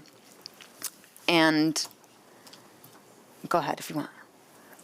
That's okay. I was just going to say, along those lines, after what Christian just said, this is a church across the street, right?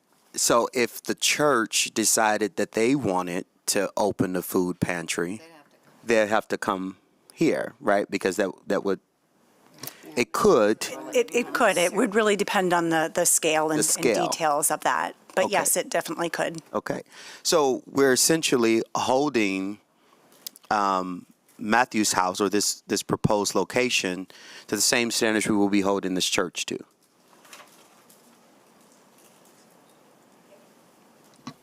Yeah. Yes. Yeah. Yes. Okay.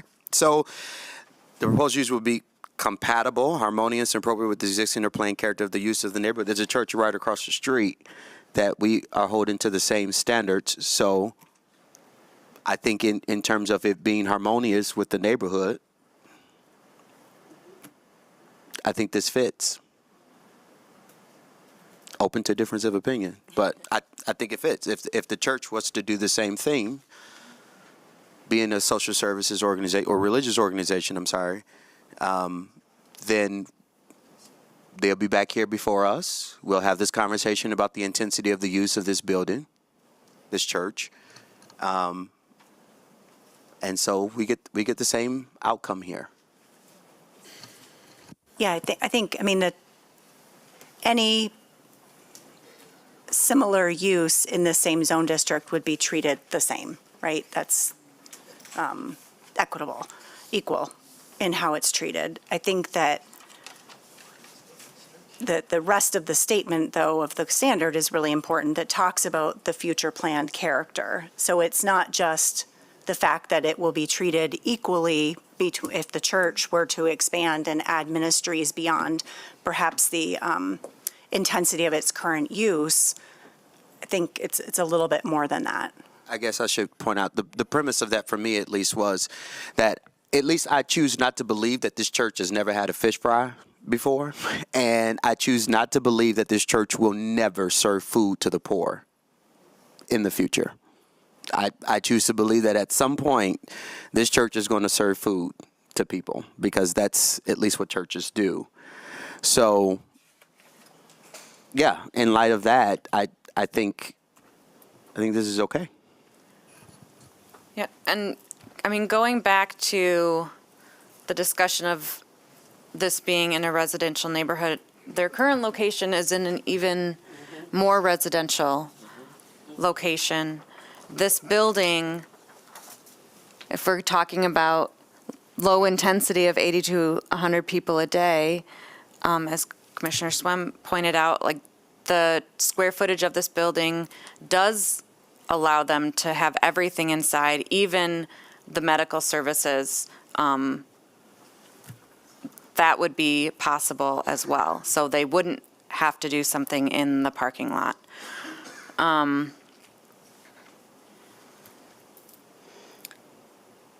Yeah, I guess I'd like to take the temperature of the group. So we're not just mulling and going around and round. So I'm ready to vote in support of this.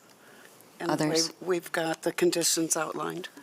I am too. I have a couple of questions about conditions, wondering, and I don't know if they're good ideas or bad ideas. I'm not necessarily advocating for them, I'm just wondering if we can talk about them. So one of them is a copy of the guest agreement shall be provided prior to the issuance of the building permit.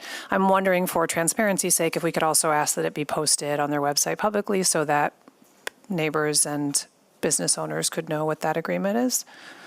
So suggesting, again, not sure if that's the right thing or not, or even within our purview.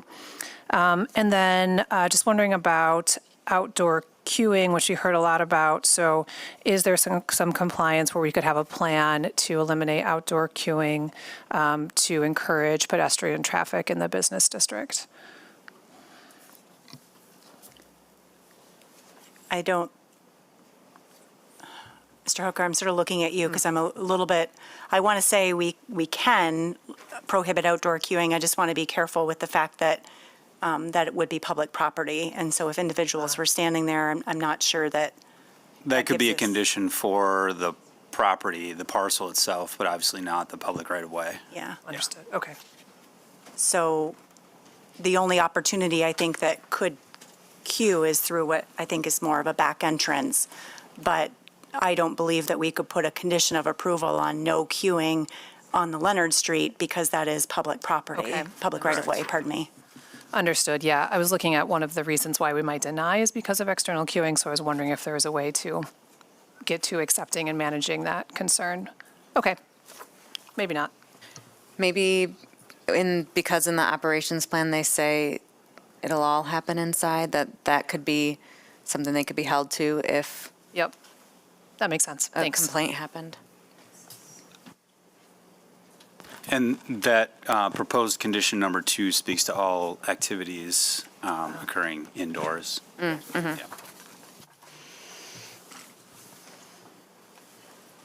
Go ahead. Well, I guess I'm prepared to make a motion. I think the biggest challenge will be, I think unfortunately this facility, if approved or if moves in here, will get blamed for things that are already present in the community. And that's just going to be challenging for the city to manage on a code compliance issue. I think all we can ask them to do is the best that they can with the property that they have and follow their plan. So if it's okay, I would propose, or I would be willing to make a motion. All right.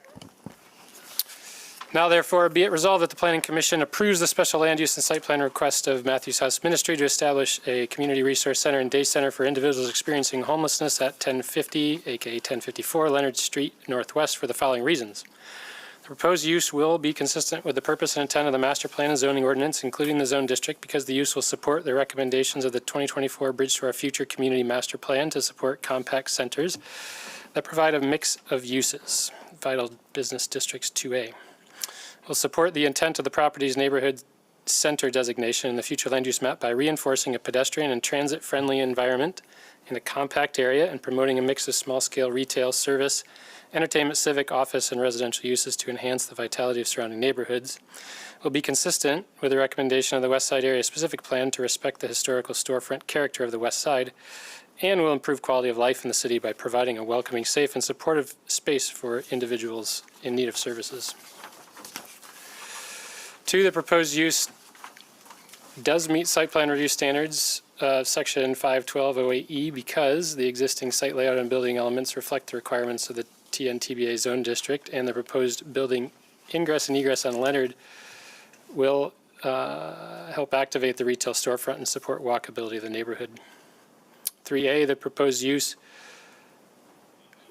would be compatible and harmonious and appropriate with the existing or planned character and uses of the neighborhood, adjacent properties, and natural environment because the Good Neighbor Plan has been designed to minimize effects on neighboring properties by having on-site security professionals present, and I'm going to change this a little bit, Maya, so just track with me, present 30 minutes before opening and 30 minutes after closing, so 30 minutes before and after operating hours to maintain safety for guests and the surrounding community. Including crime prevention through environmental design CPTED principles, and establish a traffic management plan for implementation when food distribution occurs. And the use will contribute to a pedestrian transit-friendly environment in a compact area by adding an appropriately scaled social service agency to the mix of uses already established in the area. The proposed use will not have adverse effects on the neighborhood and adjacent properties through adequate parking and the placement of building structures and entrances because parking will be provided by on-street and in the adjacent parking lot on Powers Avenue. And all ingress and egress to the building will occur at the main entrance on Leonard Street. Proposed use would not be detrimental to hazardous or disturbing to the existing or future uses of the public welfare by reason of excessive traffic, noise, smoke, odors, glare, and visual clutter because no outdoor or late activities are to be conducted. Anticipated traffic use will be adequately managed within the associated parking lot. The building is located on a transit line and a property management plan is in place and will be followed to monitor, maintain litter, loitering, and security. The proposed use would not adversely affect walkability of the neighborhood, impair pedestrian circulation patterns, disrupt the continuity of the urban street wall, or otherwise hinder the creation of a pedestrian-oriented neighborhood because the facility is large enough to accommodate the anticipated number of people receiving services indoors without any outdoor congregation or queuing. The building as constructed meets traditional neighborhood classification site and building elements, and no additional site design elements are proposed that would impede pedestrian circulation or the public right-of-way. and vehicles are expected to park in the Powers Avenue lot, with clients using the public sidewalk to access the Leonard Street entrance. Proposed use will not be detrimental to the financial stability or economic welfare of the city, because the use is not anticipated to create nuisances that will require additional city services, and the proposed use will provide needed services to residents of the community. Be it further resolved that the following conditions shall apply to this approval. Standard condition set A approvals on your screen. 2, that all activities associated with the use shall occur indoors on site and not in the public right-of-way or in the parking lot at 1146 Powers Avenue. 3, that a copy of the guest agreement shall be provided prior to issuance of the building permit. 4, that all outdoor waste, recycling, and compost receptacles should be enclosed in compliance with section 5.2.13. And 5, that windows shall comply with the building requirements of section 5.2.14, build-in transparency for clear glass and reflective surfaces, and B, section 5.6.08H, transparency to ensure that windows are not covered or screened by more than 25%.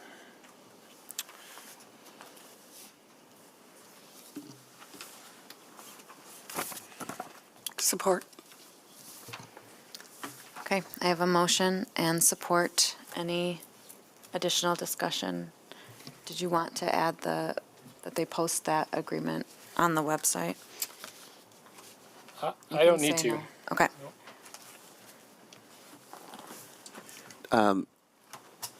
Do we want to mention anything about that contact information for the hot response team? So it is in their Good Neighbor plan that they've already committed to doing that. Again, quick look at the website. It looks like it might need to be modified slightly to include a phone number, but I might be wrong on that. It is on there? Okay, my apologies. So it's already part of the Good Neighbor plan, which means it doesn't need to be a separate condition. Okay. Okay. All those in favor say aye. Aye. Any opposed? Motion carries. Y'all have your work cut out for you. Okay.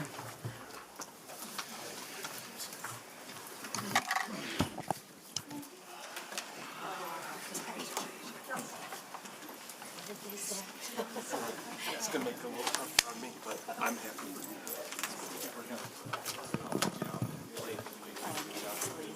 Okay. Oh, so do I. Okay, let's move on to Planning Commission discussion. Any additional discussion today? No. Okay. All right, folks, I am going to open up one more opportunity for public comment. If anyone would like to make public comment, please approach the microphone and give us your thoughts in 3 minutes or less. One more opportunity for public comment. Just general public comment. All right, I will close public comment. We are adjourned. Thank you, everyone.